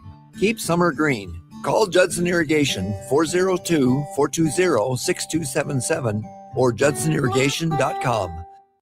Rick Heyman here from Sartor Heyman Jewelers. I want to personally thank our great customers for voting us once again the best of Lincoln. At the same time, we're celebrating our 120th year in business in the great state of Nebraska. You can count on Sartor Heyman for the very best quality, value, and customer service. When it comes to your jewelry needs, visit us at South Point, Grand Island, and the Outlet in downtown Lincoln. Visit us today at sartorheyman.com, and thank you for your continued trust after all these years.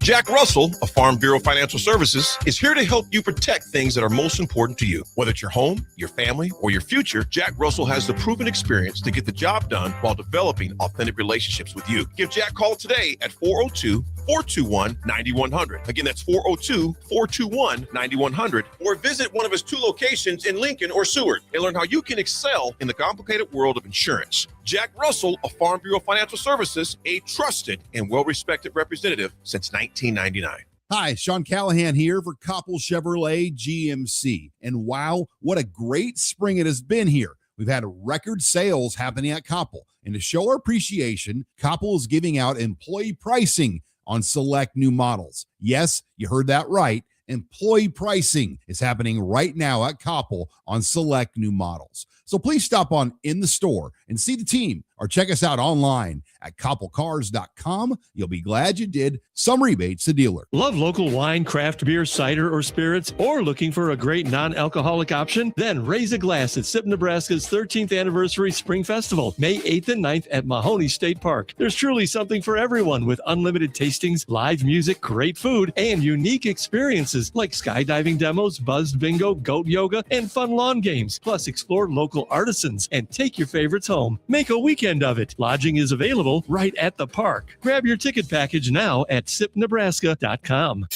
Are you looking for an exciting new way to put your skills to work? Explore new career options in the fintech industry at Currency, a Sandhills global company. We offer full-time positions in financial sales, compliance, operations, and other fields. We also offer a 4.5-day work week, an attractive benefits package, and opportunities for advancement. Put your motivation to work and grow with us at Currency. Visit gocurrency.com/careers to learn more. Back to old school with Foreman and Orman on 93.7 The Ticket.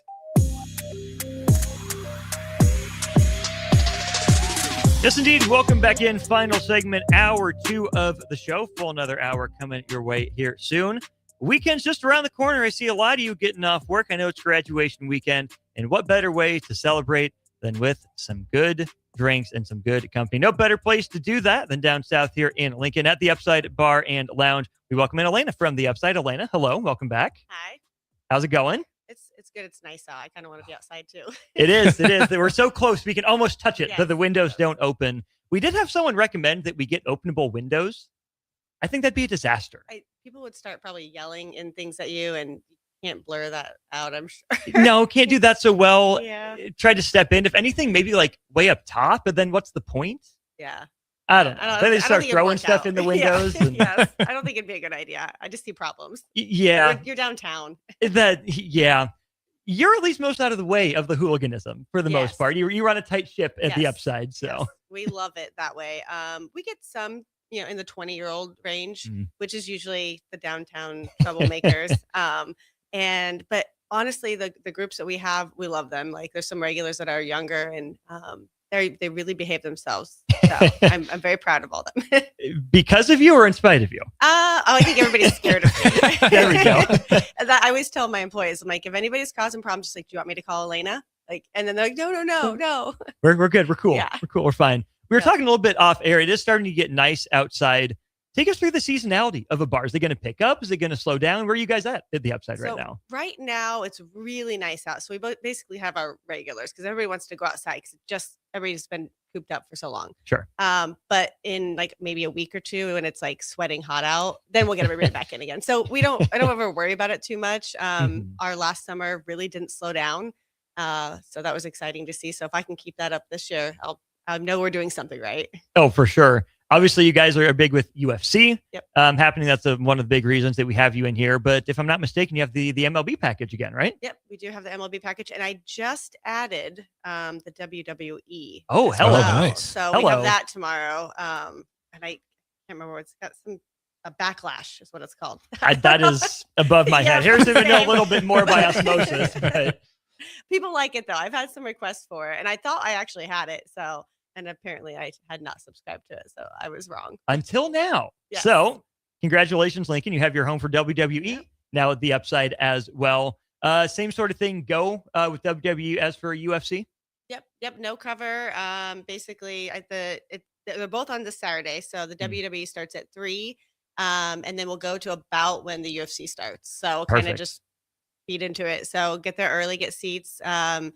We don't, like I said, we don't charge a cover, so first come, first serve. So normal UFC people know you might have to watch a little bit of wrestling as well. Get there a little bit earlier to get your table. Take us through what a summer looks like for you guys at the bar. Anything coming on the menu you guys are doing? How do you keep the traffic, the excitement there at the Upside all summer? We've got our music bingo every single month, and then every month we also have a themed one. So I know the July is I always do the 80s theme because nice. I'm an 80s baby, and that's my birthday month. So otherwise, we've got Taylor Swift actually coming up in a few weeks for a music bingo theme. So that always Are you goes able really to pull well. Taylor Swift to the bar for this? I wish. I mean, Next I time. could chat GPT it. But yeah, we kind of, I let my employees have a little bit of, extra time off. And so I don't plan a lot during the summer. We do karaoke every other Friday. We do our music bingo every Tuesday. And otherwise, like I just, we have some people who do parties, some graduation parties, some 40th birthday parties coming up. Otherwise, I like somebody to be chill so then I can also step away a little bit and take some vacation. Sure. So, Who chooses the theme for music bingo? Is it always you? Do you have staff collaboration? Do you take requests? I do. I choose. They have a whole package of themes, Oh, and I nice. choose it for the whole year out. Okay. And then if I like, I can request different ones as well, and I can throw in that music here and there. Like so, the Irish theme. They just threw in a couple Irish songs. And Oh, there you go. So yeah. Nice. Been Okay. fun. 80s baby, 80s music. Yep. Go to 80s band. All of them, but Yeah, I don't. That is the worst question. I love all the music. I don't know. that's fair. I'm That's so fair. That's a bad about tough that one. I stuff. know. Yeah. So if I start listening, I'm like, oh, I love that one. Oh, I love that one. So yeah. Just channel 8 on Sirius XM. It's the Yes. L80s all the Yep, time. yep. 80s on 8. Yep. Yeah, my mom was familiar with that one. So she's all about that. All right. Well, UFC coming up this weekend, WWE coming up this weekend. You said vacations though. Any fun ones? I am going to, where am I going? I have a couple planned. I think I'm going to Vegas in July. Gonna go see the Nice. Backstreet Boys. Oh, there you Yes, go. at the Sphere. Okay. I haven't been yet. Oh, Sphere too. Yeah. Yes, I'm very Nice. excited for that. DP raves about the Sphere. So I've never been. I have a friend who's been a few times, so we're all going together, a bunch of girls. And then I need to book another cruise. I just haven't decided when yet. So any idea where? Tropical? yeah, oh yeah, it'll be the Bahamas. I did nice. want to go to Iceland, Ah. but I felt bad about going away for like 14 days. So I canceled that one. Well, that's okay. I will actually be taking my first cruise this summer. Haven't been on one yet. We're doing the Alaska cruise with my family. I heard that's beautiful. So, I yes. just like beaches too much, so I'm passing on that. That's my wife. She's big on beaches. We had our 5th anniversary last year and ended up at a resort down in Cancun or just north of it, whatever. And that's fun. That's fine. I can do it, but sand is not my favorite thing. How'd you convince her on Alaska then if she's looking for beaches? Well, it's a whole family thing. Oh, okay. Okay. Yeah, so we'll be taking my whole family and then her parents and sister as well. So big group outing, whatever. And I feel like it's one of those things you just got to see once in your life, sort of thing. It's very beautiful. So I have friends who've done it. I did a Spain cruise and then across the Atlantic. That was amazing. I highly recommend that too. That was 14 days though. Do you stop anywhere? Or is this just a straight shot? Yeah. So you go Barcelona. Well, like on the Malaga, way Spain. over. So we fly there. Oh, fly. and then Okay, we that take makes more sense. Transatlantic back. Yeah. Gotcha. Yeah. Those are a lot of fun. And I do want to do the Panama Canal as well. So Oh, that'd be really fun. seems like a long ways down there, but I guess it's I think that they're usually about 10 to 12 days. okay. I believe. So This cruise is happening with 2 kids under the age of 3, though. is it Carnival? I don't remember. My kids Probably. love the kids club. They beg to go there. So hopefully your kids are like that. Okay. Well, one of them is, walking and talking and all that. The other one's still a baby. So first time really traveling as parents. And so we are glad to have the whole village with us for that one. You can take your village down to the Upside Bar and Lounge for all sorts of fun events. WWE, UFC, your favorite baseball team. And hey, just for kicks, music bingo, karaoke, like Elena said. Check them out on Facebook for more. Elena, great to see you as always. Thanks for coming in. Thank you. We'll be back hour 3 of Old School on the other side. Watch Old School live on Facebook, YouTube, or Twitch. Old School with Foreman and Orman on 93.7 The Ticket and theticketfm.com. This is Lincoln's home for sports talk on the FM dial. Also online at theticketfm.com. On the internet, KNTK FM Firth, 93.7 The Ticket. Mom and Dad, then the kids, and now the grandkids. Judson Irrigation has provided lawn sprinkler system design, installation, repair, and service to 4 generations. They're just like members of the family. Loyalty, trust, service. It's what you deserve and expect from Judson Irrigation. Keep summer green. Call Judson Irrigation 402-420-6277 or judsonirrigation.com.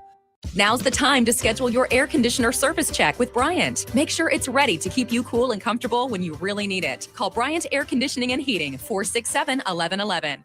93.7 The Ticket, Fox, KFXL weather. Brought to you by Bryant Air Conditioning, Heating, Electrical, and Plumbing. The Lincoln forecast for today. A few sprinkles possible early, otherwise decreasing clouds throughout the day. See a high near 77. Tonight, mainly clear skies with a light breeze, the low around 49. And tomorrow, a chance of showers and storms in the afternoon. Otherwise, partly sunny skies, a high near 83. I'm meteorologist Kyle Flecker from 93.7 The Ticket and TicketFM.com. Love local wine, craft beer, cider, or spirits? Or looking for a great non-alcoholic option? Then raise a glass at SIP Nebraska's 13th Anniversary Spring Festival, May 8th and 9th at Mahoney State Park. There's truly something for everyone with unlimited tastings, live music, great food, and unique experiences like skydiving demos, buzzed bingo, goat yoga, and fun lawn games. Plus, explore local artisans and take your favorites home. Make a weekend of it. Lodging is available right at the park. Grab your ticket package now at sipnebraska.com. At Cedars, we're here to make sure the kids have the safety and stability that every child deserves, where they're protected and where they feel safe. You make this possible. Today, more than ever, we need your support to be here for kids who have nowhere else to call home. Now through May 28th, make a big impact through Give to Lincoln. Give to Cedars now at givetolincoln.com. Back Nine Golf in South Lincoln is the premier indoor golf experience in the state. Back Nine Golf is open to the public with 24/7 access for their members. Whether it's a range session to get accurate club distances, 18 holes with some buddies, or a one-on-one lesson with Back Nine's PGA teaching professional, their top-of-the-line full swing simulators are there to help you lower your score in perfect conditions. Learn about Back Nine's variety of memberships today and see the facility for yourself at 7501 South 15th Street in Lincoln, just south of 14th and Pine Lake Road. Back Nine Golf, the premier indoor golf experience. Jack Russell of Farm Bureau Financial Services is here to help you protect things that are most important to you. Whether it's your home, your family, or your future, Jack Russell has the proven experience to get the job done while developing authentic relationships with you. Give Jack a call today at 402-421-9100. Again, that's 402-421-9100. Or visit one of his 2 locations in Lincoln or Seward and learn how you can excel in the complicated world of insurance. Jack Russell of Farm Bureau Financial Services, a trusted and well-respected representative since 1999. Graham Tire presents life's greatest adventures. Okay, buddy, here we go. Just keep your eye on the ball. All right, just swing right through it. Yeah, good job. Way to go. Hey, run it out. Okay. Great road trips start with great service. Graham Tire, your tire store next door, with 5 convenient Lincoln locations, getting you to the places that matter most. If you want to make new floor shopping easier, come to O Street Carpet. Hi, I'm Steve Carper. Our flooring professionals can help you choose the best flooring for you, your family, and your budget. We eliminate the confusion. Even better, you'll be enjoying your new flooring much sooner. No 6 or 8 week waits. We'll install right away and save you money on installation. Floor shopping made easy every day at O Street Carpet. O Street Carpet. 1732 O Street. Family owned and operated. Always the best value. It's the best time of the year to order a new John Deere planter from Landmark Implement during the early order program. Plan for success with the industry's latest technology. Upgrade to an Exact Emerge high-speed planter to cover more acres, increasing flexibility and productivity. Now is the time to lock in the best price of the year. Contact your local Landmark location to order your new John Deere planter and experience the Landmark difference. Attention Lincoln riders, mark your calendars and get your gear ready. This is the weekend you've been waiting for. The official Honda factory demo truck is rolling into Nebraska for a massive 2-day event. This Friday and Saturday, May 8th and 9th from 10 a.m. to 5 p.m. daily, the big red Honda Semi will be at Rod's Power Sports in Southwest Lincoln, unloading a fleet of 22 brand new 2026 motorcycles. Experience the legendary Gold Wing, the adventure-ready Transalp, or the high-performance CBR sport bikes. They're all here and ready for you to ride. Bring your gear and your motorcycle endorsement because these test rides are free. Plus, just for completing a ride, Honda is handing out $250 in Demo Bucks coupons. You can use those savings toward any new, unregistered Honda 2-wheeled motorcycle anytime within the next 30 days. At Rod's, it's a party for the whole family. We'll have free refreshments all weekend long with fresh brats served on Saturday. Saturday is also Family Day. Bring the kids out for fun games and activities while you check out the new lineup. Rod's Power Sports, 1030 Saltillo Road, your only Level 5 Honda powerhouse in Nebraska. For your safety, read the owner's manual and always wear a helmet and eye protection. Honda motorcycles are for riders 16 years and older. Coming at you live from the heart of downtown Lincoln, this is Old School with Foreman and Orman. Nebraska Football Hall of Famer Jay Foreman. Here's Troy Detmer dropping straight back in the pocket. Rifles a pass. It was tipped. It's picked off by Foreman. He's at the 15, 10, 5. He'll score! Foreman got it, and it's touchdown Huskers. Black shirts answer the call one more time. And Austin Orman. Old School with Foreman and Orman is sponsored by Graham Tire Company of Lincoln, your tire store next door with 4 Lincoln locations. Old School with Foreman and Orman on 93.7 The Ticket and theticketfm.com. Final hour of Old School for the day. Final hour of Old School for the week. Austin Norman, Harrison Orange here with you, taking you through your drive home from work on a graduation weekend, on Mother's Day weekend. Hint, hint, Wink, wink, nudge, nudge, fellas. Take Bunch care of your of moms. hearts just sank to their stomachs after that announcement. Oh, crap, it is Mother's Day. Make stop. You got time. That's your official formal warning so that you can be a good son or daughter come Mother's Day. We warned you yesterday as well. Yeah, we did. Public service announcements and also if at this point you're not prepared, it's on you. 402-464-5685. We're going to continue talking some NCAA tournament expansion, but a different angle. Had a tweet from Matt Norlander. This came yesterday. No, this morning. Sorry. Just this morning. Matt Norlander tweets out 10 cities in alphabetical order I'm expecting the NCAA to look into for the second opening round site. Albuquerque, Dallas-Fort Worth, Des Moines, Denver, Kansas City, Las Vegas, Omaha, Phoenix, Salt Lake City, and Wichita. Norlander editorializes and says, I think the Pitt and Albuquerque would be a great spot to start. Has not hosted the NCAA tournament since 2012. Someone then tweets at him, Omaha, Fort Worth, and Spokane are both hosting first and second round tournament games next season on Thursday and Saturday, so that might complicate their bids. Spokane was never brought up to me, Norlander says, while the other two have been, but noted on their impending hosting duties would take them off the list, seemingly.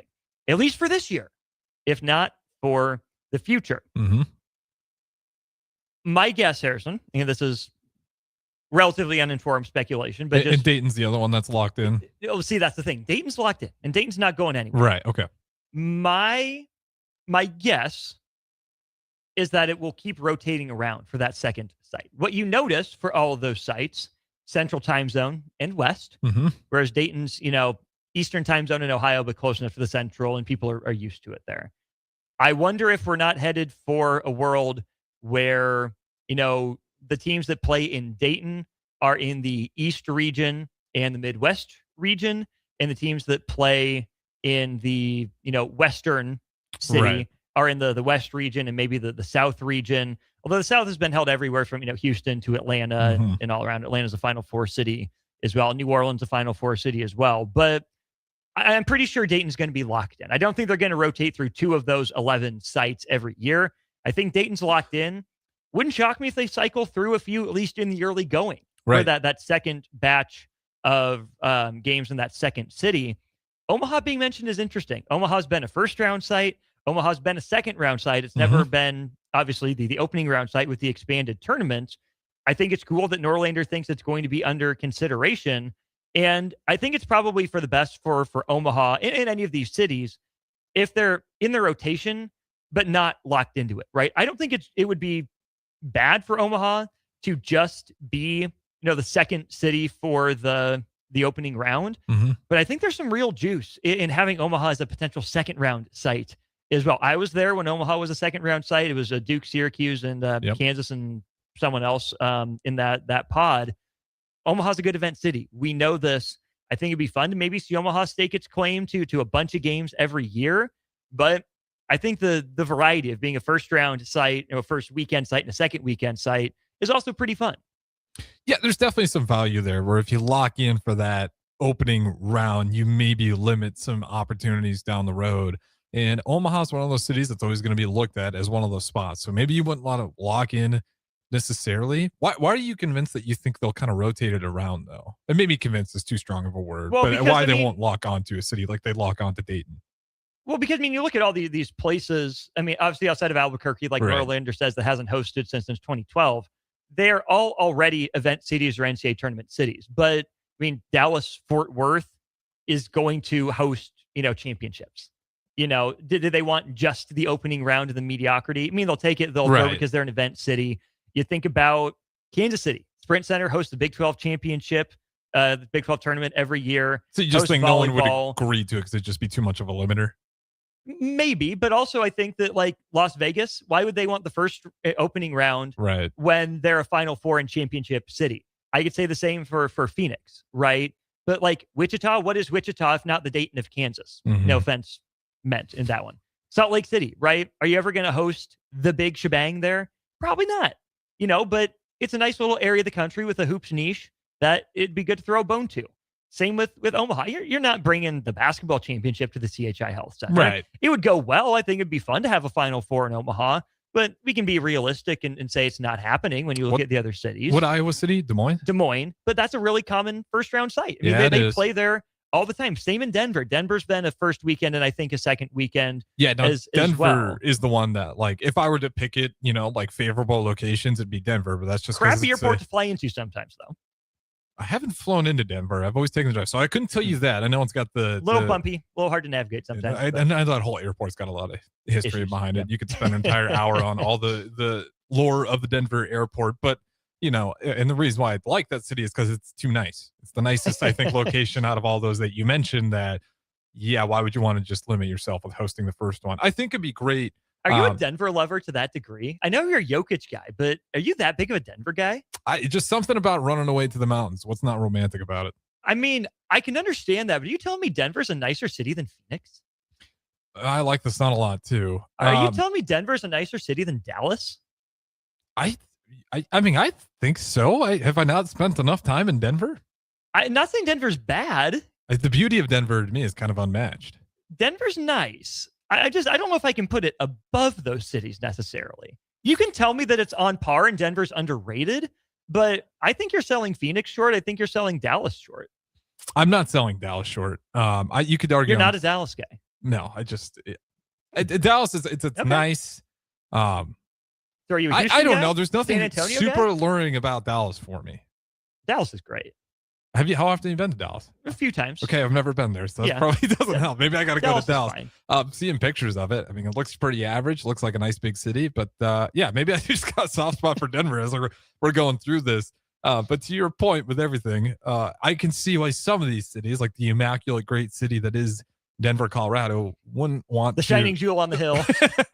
Wouldn't want to just go ahead and sign up for this long term because that's a good city along with other great cities where you might be limiting your opportunities to host another bigger round if you sign on with this one. I think for Omaha it'd be great if we just did it, but I do like the idea, and if this is the way they go, I think it'd work best if that second area that's not Dayton does kind of rotate between, like Albuquerque would probably be overjoyed to go ahead and have that. So yes, and maybe that's the one place you got to go find a place that doesn't ever get to host that you could lock it in. But like for Wichita, they get.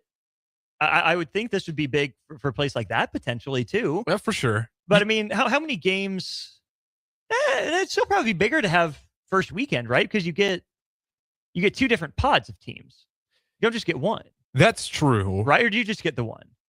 You just get 4 teams, right?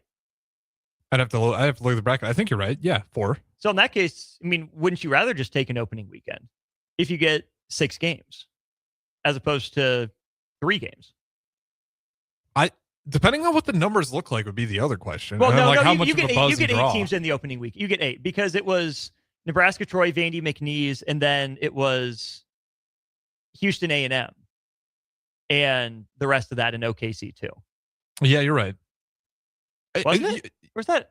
I'm so confused on my bracketology. I don't have the bracket in front of me. If you pull up the bracket, I'll ramble for a little bit here if we want to correct to make sure we got all that right. But I think the goal for that is you're going to want to find those smaller cities. And then if you can have that many games playing in that opening round and get us, like Wichita or Albuquerque, if you're looking for a permanent location, it's going to have to be one of those towns that when you get to those other rounds, they're not even cities in consideration. Those are the teams you'd be looking for if they want to find a permanent spot. Otherwise, if you go the rotation route, I think that's great for all these other cities that maybe like Omaha, who's in and out of the mix depending on the year, and then many of those other locations. So it'll be interesting to see. I don't know if we have a timeline on when they'll announce when that next city is. They probably got plenty of time to do so. All right. I'm against my better judgment going to ESPN because I know they have the places on there. Okay. So I'm just going to scroll through here. Oh yeah. So like Minneapolis does have 2 pods. So you get 8 teams or 10 teams in the expanded sort of field. Charlotte ends up with a pod in the South and a pod in the East. Spokane ends up with 1 in the East and 1 in the West, which ironically, conveniently, Nebraska is slotted to go to Spokane to take on Gonzaga in a potential second round matchup. Mm-hmm. Home cooking, but yeah, because those are projections to follow all the way here in May 7th, May 8th. I'm just saying they have Nebraska in. It's great to see. Nebraska's a 6 seed at ESPN. I think CBS had, what was it? It was a Fox or Andy Katz, I think, had Nebraska as a 5. Yeah, I have the top 5 seed. I haven't seen anybody Watch out, people. not buy into Nebraska yet, which is a good thing. Well, Donovan Davis did not buy into Nebraska. He didn't? He did not commit to Nebraska. Oh, the recruit, Donovan Davis. I was like, which reporter am I missing? Yeah, the recruit. Well, we can talk about him, the great athlete. Yes, Donovan Davis, the 4-star forward, ends up committing to Iowa State just a couple of days ago. He will not be a Husker, at least to begin his career. Product of Wisconsin, says no thank you to Nebraska. It's a loss for Nebraska. It's a guy that they were in on pretty early on and from the beginning. But Harrison, as we've talked about Nebraska men's basketball in recruiting, they target a lot of wings in high school. If you look at their big board and the guys that they've offered, you see 2 guys at the point guard position. Chase Richardson committed not that long ago to Texas A&M. They also have an offer out to Tyrone Jameson from Louisiana. But 2 point guard offers, 2 shooting guard offers. One of them, Dooney Johnson, committed to Gonzaga. The other, Isaiah Mack Russell, yet to commit. 1 combo guard. So 5 guys in the backcourt. Then you have 5 guys at the small forward position here, 2 guys at the power forward position, and 2 at center. So really 7 guys at the wing kind of position that Nebraska is looking for. They have a commitment from one of them, Ty Schlegel from Cretin-Durham Hall in St. Paul, a team that Jay Foreman is certainly familiar with from his prep days stomping around up there in the Twin Cities. But with Donovan Davis off the board, here's what Nebraska's board looks like. Ryan Hampton is a guy from DME Academy down in Daytona Beach, Florida. He's a 5-star, number 1 at his position, number 3 player in Florida, and the number 5 national recruit in the entire country. Trying to pull up the 2027 rankings to see who he would be behind. Behind Marcus Spears Jr., CJ Rosser, Beckham Black, Paul Osarui, and then it is Ryan Hampton, in that mix. Okay, so that's a 5-star talent. Nebraska's shot with them before, but I think Ryan Hampton's made it to campus. Dawson Batty from Dallas, Texas, a 4-star guy, the number 16 overall player. He's listed at 6'8", 210, so a couple inches and about 20 pounds on Ryan Hampton. A guy that's gotten some buzz in the last week or so, Jack Conan, is 6'6", 215 pounds, out of Wisconsin as well. Top 100 guy on number 4 in the state of Wisconsin. Got a younger brother coming up a year behind him that's also supposed to be pretty good. And then the in-state guy of London Dada, 6'6", 180. I saw London Dada did just sign with an agency not that long ago. And then a young man by the name of Eden Vineyard, 6'7", 190, listed more as a power forward. So Nebraska's certainly not out of options at the wing position. Donovan Davis, the second of those guys to decide. Ty Schlegel is a guy that Nebraska was really in on pretty early, borderline top 100 guy, number 3 player in the state of Minnesota. But again, I go back to 2 point guard offers, 3 shooting guard combo offers, 2 center offers, and 7 wing offers. Nebraska has a type. They're recruiting to it. Yeah, and hey, listen, if we're going to pick a type in the game of today's basketball, I'd probably go with the wings, the tall forwards as well. I mean, go get yourself some big wing players that can do a little bit of everything. And I think within the Fred Hoiberg offense, maybe why they're going this route is the type of basketball they play. If you can, it worries me a little bit about maybe not recruiting the bigs as much as you could argue they should be. But I don't know if the idea is like it's easier to maybe go find a big in the portal than go find the really good wing player that everyone's going to be chasing after, or they're comfortable with what they have there. But I think the idea is like with the brand of basketball that Fred Hoiberg plays is to get a bunch of guys that are tall, long, can play a little bit of every position. And I think that's probably the idea behind why they're going recruiting that way. You find players, and you go look at the NBA today. I mean, a lot of the best players are these really tall wing players that are athletic. They can also shoot the ball. It's the best prototype of getting a player that can, closest thing to play 1 through 5 is usually at that position. So that'd be my idea of why you would have 7 of those guys, and then kind of limiting on the point guard and the center and those other positions. Well, Evan Miyakawa recently put out a piece about transfer portal prices. The 2 most expensive positions are point guard and center. Interesting. Point guard has the ball in his hands a lot. Guards win in March. And you've seen this the last few years. Duke helped usher this in some ways, but you think about Florida, the way they won their national championship, Michigan as well. Yeah. Bully ball is really winning in college. And so I can really respect what it is Nebraska's doing in terms of recruiting wings, trying to find that market inefficiency. Everyone's going to be going for the top point guards. Everyone's going to be going for the top centers in recruiting and in the portal. But Fred Hoiberg, shooting guard back in his day, but, played some three, played some wing. And he's clearly got a good developmental track record with these guys, whether it's, a bigger two guard like a Bryce Williams or a Bryce McGowan's to your more, athletic power forward types in Juwan Gary, Bryce Sanford in that mix, Colin Rice in that mix as well. Nebraska's had a bunch of success with guys at that wing position. Frager certainly in that mix as well. And so, Nebraska seems to be saying, we'll get a point guard that can run the show and steady the ship. We'll get a big man that can help us hang on the glass, but we know that's going to be expensive. Nebraska is going to continue to dip into the portal for big men until they develop someone from high school, which is why I think Leo Curtis is so fascinating to watch, because Nebraska under Fred Hoiberg still hasn't developed a big man it recruited, into a consistent Big Ten minutes player. Yeah, no, and I know you and me have talked about Leo Curtis before. I'm really optimistic on what I think he can be. But let me ask you this, though, since I know you're, a basketball sicko and you get into the gritty details of it. Is there a player that you've really fallen in love with that you really hope that falls in Nebraska's lap out of the recruiting board? So, if you look at Ryan Hampton, he's got the bloodline. He's the younger brother of RJ Hampton, a guy who went over to New Zealand to play, turned down, I think it was Memphis and Kansas, and went to the NBA. Very briefly, didn't ever stick, but I think Ryan Hampton would be really fun. I think Dawson Batty as a 4-star is going to be in that mix too. I haven't watched a bunch of his game, but in terms of the future of the program, how often is Nebraska going to go into Florida and get 5 stars? How often is Nebraska going to go into Texas and get borderline 5 stars?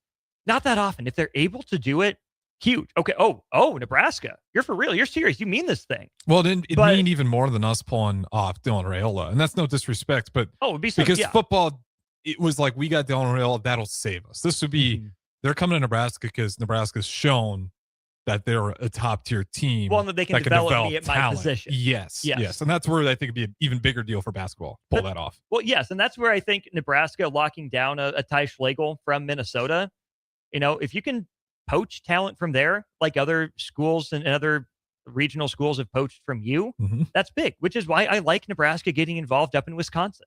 Is why I like Nebraska being involved in Iowa. The London Dada thing is well. I need to see some more from him. Good player in his own right. Couldn't help Westside win the title this year. Obviously got upset by Southwest to win it. But I don't think that the London Dada is so far down the list that he needs to be the fallback.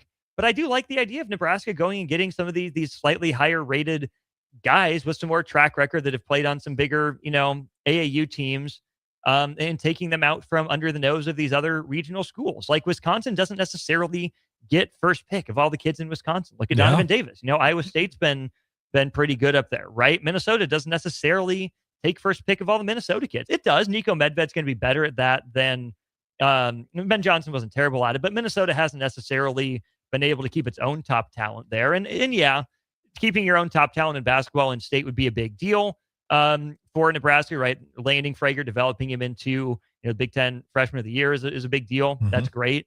Not sure if that's in the cards for London Dada, if Nebraska even lands him. But I do think that Nebraska is underutilized and not been good enough to be a legitimate contender for a bunch of the talent within the mystical 500-mile radius. And so basketball success opens the door for when, Fran McCaffrey gets pushed out or retires at Iowa. You had a pre-existing relationship and you leveraged it. Right. And then, same sort of thing with a guy like Colin Rice. And Nebraska's not going to hit on all of them. There are other good basketball programs around. But I think for the health and the future of the program, what would make me think it's most sustainable is landing, Conant. Now, if you want to make a splash, that's when you say, oh, you were the school for Ryan Hampton. Maybe the only school, maybe the first school. We'll see. But Hampton's a stud. He's going to be a dude. He's a ceiling raiser. I think Nebraska basketball has certainly raised its floor. I don't know if Nebraska is ready for a ceiling raiser, but I'd like to see what the next 5-star would look like in a Nebraska program that knows what it's about now.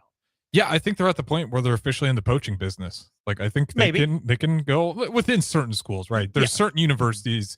Like, listen, if you're trying to poach a really high prospect from Illinois who's promised, maybe some playing time, that's a tougher one. But when you're going to some of these other states. Like if you're in Iowa, if you're in Wisconsin, like you can walk around those places a little bit different than you used to. You don't have to sell them on you're the guy to save the program. You now get to sell them on, look, we develop guys that aren't projected to really be anything in this league, and then we turn them into, starters or significant role players. You have guys like Jamarcus Lawrence who, even came back. So he must have saw something with development, what they had, with obviously sending some of these guys to the league. And now he's got some tournament wins. He's got NBA guys he's sent to the league. He's got a good development track record. He's got NBA. He was an NBA coach already. He knows how the NBA operates. Fred Hoiberg's got a lot of things under his belt. And now that he had a really great season and he's got 2 tournament wins under his belt with this program at Nebraska, that was kind of the really big thing I think he needed. I mean, everything before him, and that's why Nebraska hired him in the first place, was his resume looked awesome. We just needed to win here at Nebraska. So that's what I mean by getting into the poaching business. I think we can walk around in some of these states a little bit different and maybe steal a couple of guys that are, maybe highly being recruited by Iowa or Wisconsin, like I mentioned. Then you work your way up. There's a perfect class to illustrate this point. Let's go to break. We'll tell you about Nebraska poaching back in 2015 when we get back. You're listening to Old School with Jay Foreman and Austin Orman. Download the mobile app and listen wherever you are on 93.7 The Ticket and theticketfm.com. Jack Russell of Farm Bureau Financial Services is here to help you protect things that are most important to you. Whether it's your home, your family, or your future, Jack Russell has the proven experience to get the job done while developing authentic relationships with you. Give Jack a call today at 402-421-9100. Again, that's 402-421-9100. Or visit one of his 2 locations in Lincoln or Seward and learn how you can excel in the complicated world of insurance. Jack Russell of Farm Bureau Financial Services, a trusted and well-respected representative since 1999. It's the best time of the year to order a new John Deere planter from Landmark Implement during the early order program. Plan for success with the industry's latest technology. Upgrade to an Exacta Merge high-speed planter to cover more acres, increasing flexibility and productivity. Now is the time to lock in the best price of the year. Contact your local Landmark location to order your new John Deere planter and experience the Landmark difference.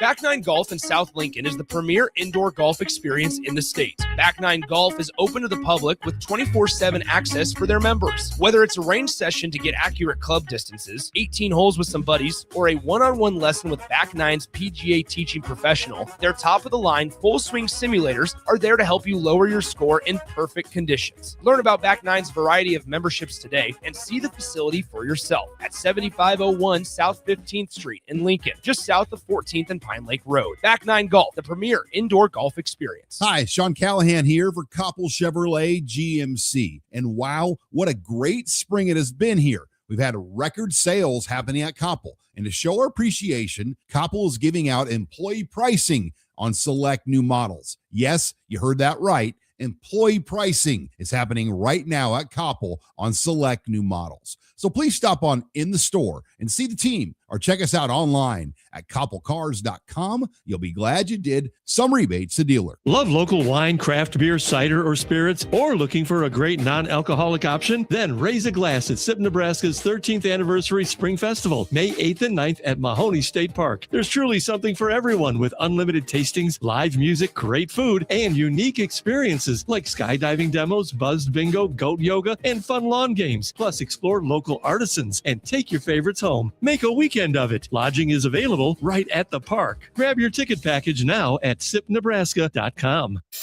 Are you looking for an exciting new way to put your skills to work? Explore new career options in the fintech industry at Currency, a Sandhills global company. We offer full-time positions in financial sales, compliance, operations, and other fields. We also offer a 4.5-day work week, an attractive benefits package, and opportunities for advancement. Put your motivation to work and grow with us at Currency. Visit gocurrency.com/careers to learn more. At Planet Fitness, we know how important it is to take care of both your mind and body. That's why now through May 15th, all new members get free massage amenities all month long, so you can reset, recover, and leave feeling stronger than when you came in. Join the club for just $1 down, $15 a month, and get free massage amenities for the month of May. No commitment. Deal ends May 15th. Planet Fitness. We're all strong on this planet. See Club for details. This is Jordy Ball for Anderson Ford. For years, Anderson has relied on an exceptional customer experience. But just this once, they're going to rely on a really great pitch. Right now, lease a 2026 Ford F-150 for $197 per month for 36 months. Experience better at Anderson Ford. Stock number 1008753. 99 per month lease for 36 months with approved credit. 7,500 miles per year. 10,252 at signing. No security deposit required. Tax, title, and license fees extra. Residency restrictions apply. Program subject to change. Must take new retail delivery from Anderson Auto Group by 4/30/26. At Rice Renovations in Hickman, they know the power of a simple gesture. A care package can lift the spirits of a soldier serving far from home, a reminder that they're never forgotten. Through SendACarePackageToday.com, you can send that little bit of home to those who sacrifice so much. Show your appreciation. Visit SendACarePackageToday.com, proudly supported by Rice Renovations in Hickman, where every act of kindness counts. Proud to salute all the members of our military services. At Cedars, we're here to make sure that kids have the safety and stability that every child deserves, where they're protected and where they feel safe. You make this possible. Today, more than ever, we need your support to be here for kids who have nowhere else to call home. Now through May 28th, make a big impact through Give to Lincoln. Give to Cedars now at givetolincoln.com. If you're seeking a career with a growing company, Gaina Trucking and Excavating is hiring and looking for additions to their team. Gaina Trucking has a strong team culture, competitive pay, 401ks, and benefits like health, dental, and vision. Drivers are guaranteed 40 hours per week, even in the winter months, and are home every night. Start your career today at Gaina Trucking and Excavating. Apply today at GainaTrucking.com. Back to old school with Foreman and Orman on 93.7 The Ticket and theticketfm.com. Old school rolls along on a Friday afternoon into the early evening. 93.7 The Ticket and theticketfm.com. Austin Orman here, Harrison Arens there. We were talking about recruiting, Nebraska losing out on Donovan Davis in men's basketball, all the wing targets that they had, and Nebraska's ability as the stature and the reputation of the program goes to expand its recruiting reach. Obviously, Nebraska's, pulled guys from all over before, but what caliber of guy has, kind of come and gone. Mm-hmm. But Harrison, I dropped on you. There's a year that Nebraska got 2 of the top 10 players from the state of Illinois. And that year was 2015. The top players in Illinois that year, top player was Jalen Brunson. Worked out pretty well for that guy. Charles Matthews was the next one. Glenn Watson Jr. was the number 3 player in Illinois, the number 86 recruit nationally, the number 11 point guard. He was a 4-star by 24/7 Sports. You get DJ Williams, Aaron Jordan, Marcus Levette, and Ed Morrow from Simeon in Chicago, another 4-star with a rating of 92, according to 24/7 Sports. And this is not the year after the tournament. This is now 2 years removed, or after the disaster season post-tournament. You're right, because I had no idea. I was like thinking names like True Blood out there. Gosh. I was like, he's not. Wasn't that highly rated? But help me out. What am I missing? How were we able to pull those guys after 2 years removed? Tim Miles was cooking. Oh, the other part of this is that in Illinois didn't even pull the top talent. Obviously, Brunson goes to Villanova. Charles Matthews goes to Kentucky. Illinois does land DJ Williams and Aaron Jordan, neither of whom I remember, which is not to say they did nothing, but I just don't remember them. Marcus Levette went to St. John's. Brandon Hutton went to Iowa. Luane Pipkins to UMass. Miles Carter to Seton Hall. Here's a name, Admiral Schofield. Remember that guy? Yeah. Tennessee, Jordan Ashton, Northwestern, Prentice Nixon to Colorado State, Isaiah Moss to Iowa was in that 2015 class, and on and on down the list. Illinois finished 2014 year. I had to look it up to see, do they just have a whole horrible year where people lost faith? It's not enough to make me think that Nebraska is able to go on there and convince those guys, like, this Illinois place, 2015, get out of here, come to Nebraska. Right. We're way better. But no, Nebraska pulls Glenn Watson and Ed Morrow. I think that was the Kenya Hunter connection. Oh, I think you're right. I think it was the Kenya Hunter connection. It's starting to come back. Would be my recollection. The top point guards that year, Harrison, Glenn Watson ends up number 11 in the overall point guard rankings. There are some names here. Malik Newman, Mississippi State, who then went on to have the most bullcrap game of his career in the 2018 Elite Eight, but that's neither here nor there. Isaiah Briscoe, who ended up going to Kentucky. Derek Thornton spent a couple years at Duke before transferring back to the West Coast. Juwan Evans went to Oklahoma State. Tyler Dorsey at Oregon. Jalen Brunson, number 1 player in Illinois, number 6 point guard in the country, number 31 player nationally that year. We'll get to the national rankings here after we're done with the point guard rankings. Your number 7 point guard, Jalen Adams. Number 8, Jalen Coleman Lands. Dude bounced around college basketball forever. Then you get Aaron Holiday. He went to UCLA in that class. And Justin Simon in the top 10 before you get to Glenn Watson at number 11. Not a bad class, guys, right there. Corey Sanders, who was a pain in the butt at Rutgers, ended up there. I'm trying to scroll down and find some more names. Jarvis Johnson at Minnesota.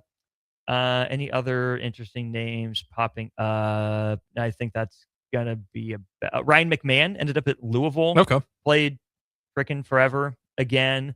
Yeah, that's enough scrolling at that point. Okay, so your top 2015 recruits. Ben Simmons here. Ben Simmons, Skal Labissiere, Brandon Ingram, Cheek Diallo, Jalen Brown, Alonzo Trier, Malik Newman, Diamond Stone, Dwayne Bacon, Jamal Murray. Oh, my Lord. Ivan Rabb, Ray Smith, Thomas Bryant, Antonio Blakeney, Steven Zimmerman, Isaiah Briscoe, DJ Hogg, Derek Thornton, Juwan Evans, Chase Jeter. That is that's a good group of players right there.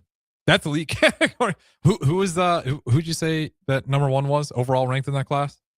Ben Simmons. It's Ben Simmons, of course. Ben Simmons. LeBron, we're good. Okay. Then Georgios Papagiannis, Luke Kennard, PJ Dozier, Henry Ellenson, Tyler Dorsey, Carlton Bragg, Ray Spalding, Mamadi Diakite, Malik Beasley, LeGerald Vick. Incredible. All ranked ahead of Jalen Brunson. wait, what's the number on Brunson? 31.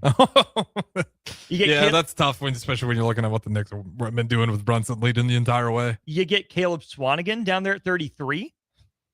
Turned into a borderline All-American guy. Maybe he was All-American. I forget exactly, but he's down there.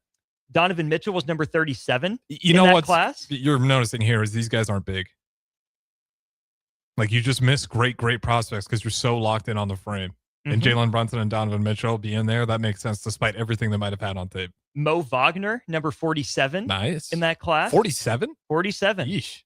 Jaquan Lyle was down there. KJ and Dedrick Lawson were down there.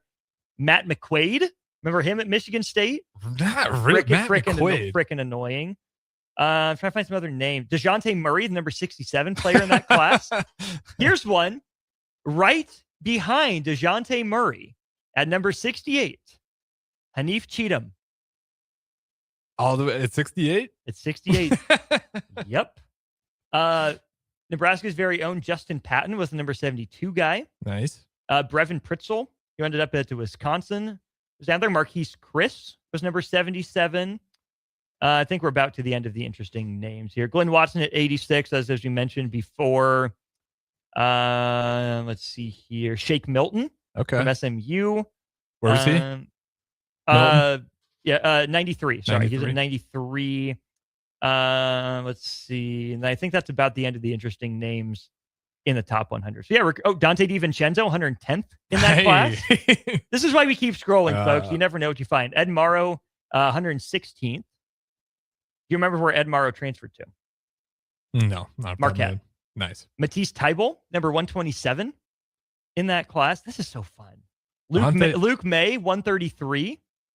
Landry Shamet, 136 in the class. Let's see here. Terrence Mann, 143rd. Yeesh. I know. We're really deep in the... Yeah, okay, we're getting there. We're still naming NBA guys. So... I mean, I think the worst one I maybe heard was Marquise Chris. That one's pretty bad. Even Wagner being as low as he was, I figured he'd be higher just based on his show, but I can maybe understand that one. The Mitchell and Brunson are unforgivable, but that's obvious because of what they are now. They're superstar players in the NBA, and they were both sitting there in the 30s. And it's just because they were short, most likely. Oh, pretty much. Yeah. even the Rick Brunson pedigree didn't really help Jake in the slightest. Would you say Shamet was in the 90s? Oh, 136. Oh, 130. Even worse. Yes. Even worse. All the way down there. Yeah, that one's even worse. Another shorter guy. I know. Yeah. His hairline's even shorter than he is, but that's another topic for another day. But the point being of the segment, plenty of guys out there for Nebraska to grab. Ty Schlegel, borderline top 100 guy in the class. You can find plenty of value down there. But I'm really curious to see what the future of recruiting is for Nebraska men's basketball if their improved pedigree and their better name recognition helps them land, maybe a higher tier point guard than they've been used to, or a big man, or if Nebraska just, pitches its 10 in the wing category and goes for broke there and finds the good enough point guards and, depth and big men in the portal. Well, the best thing about that exercise that you just went through right there was that you don't always have to hit the top targets. You don't. Because sometimes the best players are sitting there in the 30s or in the 60s or in the 90s or all the way to 130. So you just got to know what you're looking for. And on the bright side, we say it all the time, but Fred Hoiberg's shown that he's really good at developing players. So it'll be interesting to see which kind of guys we can bring in here. And then to that little point right there, you just got to know what you're looking for and does it fit your system. And if there's one thing I think Fred Hoiberg's good at, it's about identifying players that work within his system. Totally agree. We'll wrap up Old School with a short segment after this. Watch Old School live on Facebook, YouTube, or Twitch. Old School with Foreman and Orman on 93.7 The Ticket and theticketfm.com. Graham Tire presents life's greatest adventures. Okay, buddy, here we go. Just keep your eye on the ball. All right, just swing right through it. Yeah, good job. Way to go. Hey, run it out. Okay. Great road trips start with great service. Graham Tire, your tire store next door, with 5 convenient Lincoln locations, getting you to the places that matter most. Your sprinklers are watering the street or flooding your backyard. If you're on a list that doesn't exist, it's time for Judson Irrigation. At Judson Irrigation, Lee or Lacey or Judson will make an appointment. You pick the time and they'll be there to fix your sprinkler system. Now that's service, a dying art these days. Keep summer green. Call Judson Irrigation 402-420-6277 or judsonirrigation.com. At Planet Fitness, we know how important it is to take care of both your mind and body. That's why now through May 15th, all new members get free massage amenities all month long, so you can reset, recover, and leave feeling stronger than when you came in. Join the club for just $1 down, $15 a month, and get free massage amenities for the month of May. No commitment. Deal ends May 15th. Planet Fitness. We're all strong on this planet.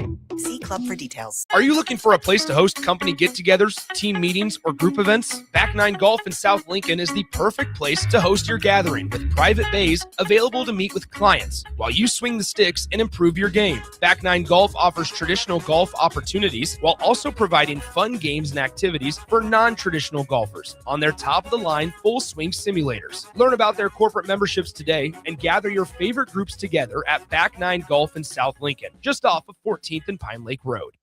Constructors is now hiring for all positions, with pay starting at 23 and up based on experience. Constructors has immediate job openings for mechanics, bridge builders, operators, and drivers. Start your new career today. Constructors offer great pay, health, dental, and vision, paid time off, paid holidays, and so much more. Join the crew today and be a part of Nebraska's oldest paving company dating back to 1908. For a complete list of openings and to apply online, visit constructorslincoln.com.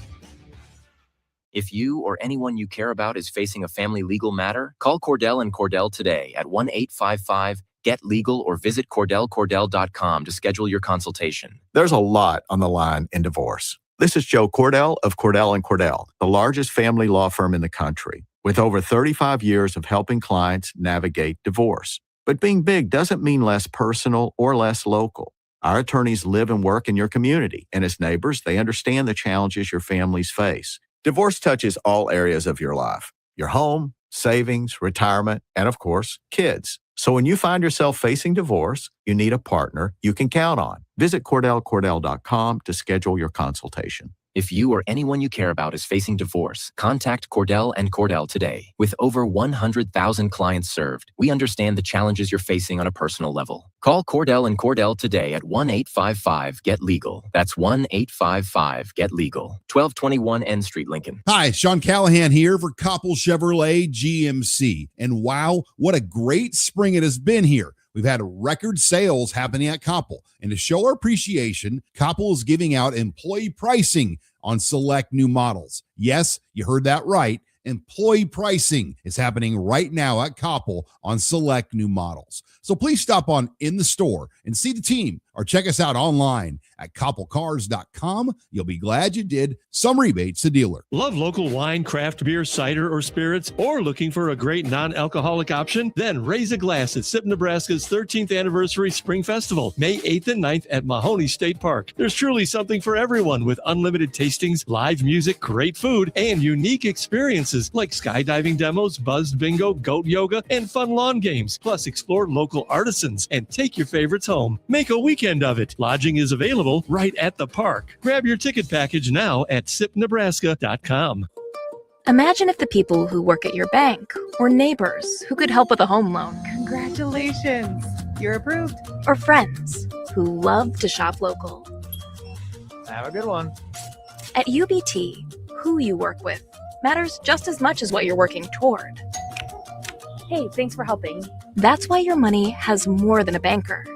It has people. Union Bank and Trust. Member FDIC. If you want to make new floor shopping easier, come to O Street Carpet. Hi, I'm Steve Carper. Our flooring professionals can help you choose the best flooring for you, your family, and your budget. We eliminate the confusion. Even better, you'll be enjoying your new flooring much sooner. No 6 or 8 week waits. We'll install right away and save you money on installation. Floor shopping made easy every day at O Street Carpet. O Street Carpet. 1732 O Street. Family owned and operated. Always the best value. Get rid of pesky critters once and for all with Bats to Rats. Their expert team is here to help you reclaim your home. No more sleepless nights caused by crawling critters or flapping wings. Bats to Rats ensures a safe environment for every family member. Check the website at batstoRats.com for amazing offers. And if you mention this ad, you'll receive $10 off your initial inspection cost. Call Bats to Rats today at 402-781-8691. That's 402-781-8691. Bats to Rats. Sandhills Global is growing right here in Lincoln. With our expanding campus and continued growth, we're hiring across a wide range of careers, from interns to experienced professionals. Join the team at Sandhills Global and build your career with competitive pay, great benefits, and real opportunities to grow. Visit sandhills.jobs to view openings and apply today. That's sandhills.jobs.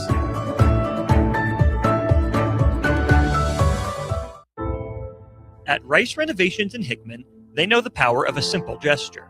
A care package can lift the spirits of a soldier serving far from home, a reminder that they're never forgotten. Through SendACarePackageToday.com, you can send that little bit of home to those who sacrifice so much. Show your appreciation. Visit SendACarePackageToday.com, proudly supported by Rice Renovations in Hickman, where every act of kindness counts. Proud to salute all the members of our military services. Back to old school with Foreman and Orman on 93.7 The Ticket and theticketfm.com. Welcome back in very briefly to Old School. About to turn things over to the Kansas City Royals and the Detroit Tigers. Royals pull a split with the Guards, and now they will end up facing another divisional matchup, 3 games against the Tigers coming up all weekend long here, 93.7 The Ticket and theticketfm.com. Really quickly here, Harrison did want to get to Aaron Rodgers. Met with the Pittsburgh Steelers yesterday with the intention that he is their starting quarterback for the 2026-27 season. I get it. Hire Mike McCarthy. You bring him in. There's some familiarity there. You're comfortable with Aaron Rodgers. Man, there's a lot of veterans there. You could have traded off or, sent it to greener pastures. Aaron Rodgers has been better than I thought he was at this stage in his career. But, man, that's a loaded 2027 quarterback class, and you're punting on it for Aaron Rodgers. Yeah, I've said it before. Even before his first year with the Steelers, I no, like I've been a little bit biased here, being a Bears fan. I've always kind of rooted against this guy. But listen, whether it was with the Jets and then when he came back healthy, Were you really that impressed to think that he's still the Aaron Rodgers that can win you a Super Bowl? Same thing with the Pittsburgh Steelers. Had some good throws. Didn't look like a guy that go win me a Super Bowl. So what's the goal here? And to your point, might miss out on a great quarterback class. The last time they drafted a quarterback high was Kenny Pickett. Didn't go their way, but that was pretty low in the first round. Then they had Will Howard later in the draft. So it's been a while since they've had the marquee quarterback. And even Ben Roethlisberger by the end was a shell of himself with the all-arm strength. Harrison, as always, appreciate it, man. Thanks for filling in. As always, you're more than welcome here on Old School. Appreciate it, man. We'll be back with more Old School next week. We do have the Corner 3 coming up next. Missed out on a special guest due to some family conflicts. That's all right, though. We'll settle for Jacob Bigelow on the Corner 3. Next, Mark Pope. What's wrong with that guy? He's doing a Goodwill PR tour. We'll talk about that and the Ben McCollum extension at Iowa. Who's the next big-name college basketball coach to jump ship? That's coming up on the Corner 3. Huge thank you to Graham Tire Company for their sponsorship of Old School. Check them out for Lincoln locations. Don't go anywhere. Royals on the air next. Corner 3 on streams. Graham Tire presents life's greatest adventures. Okay, take the worm, put it on the hook. Now bring your pole back and throw it forward. And just let the fish come to you. I got a bite! It's a big one, Dad! Great road trips start with great service. Graham Tire, your tire store next door, with 5 convenient Lincoln locations, getting you to the places that matter most. This is Jordy Ball for Anderson Ford. For years, Anderson has relied on an exceptional customer experience. But just this once, they're going to rely on a really great pitch. Right now, lease a 2026 Ford F-150 for $197 per month for 36 months. Experience better at Anderson Ford. Stock number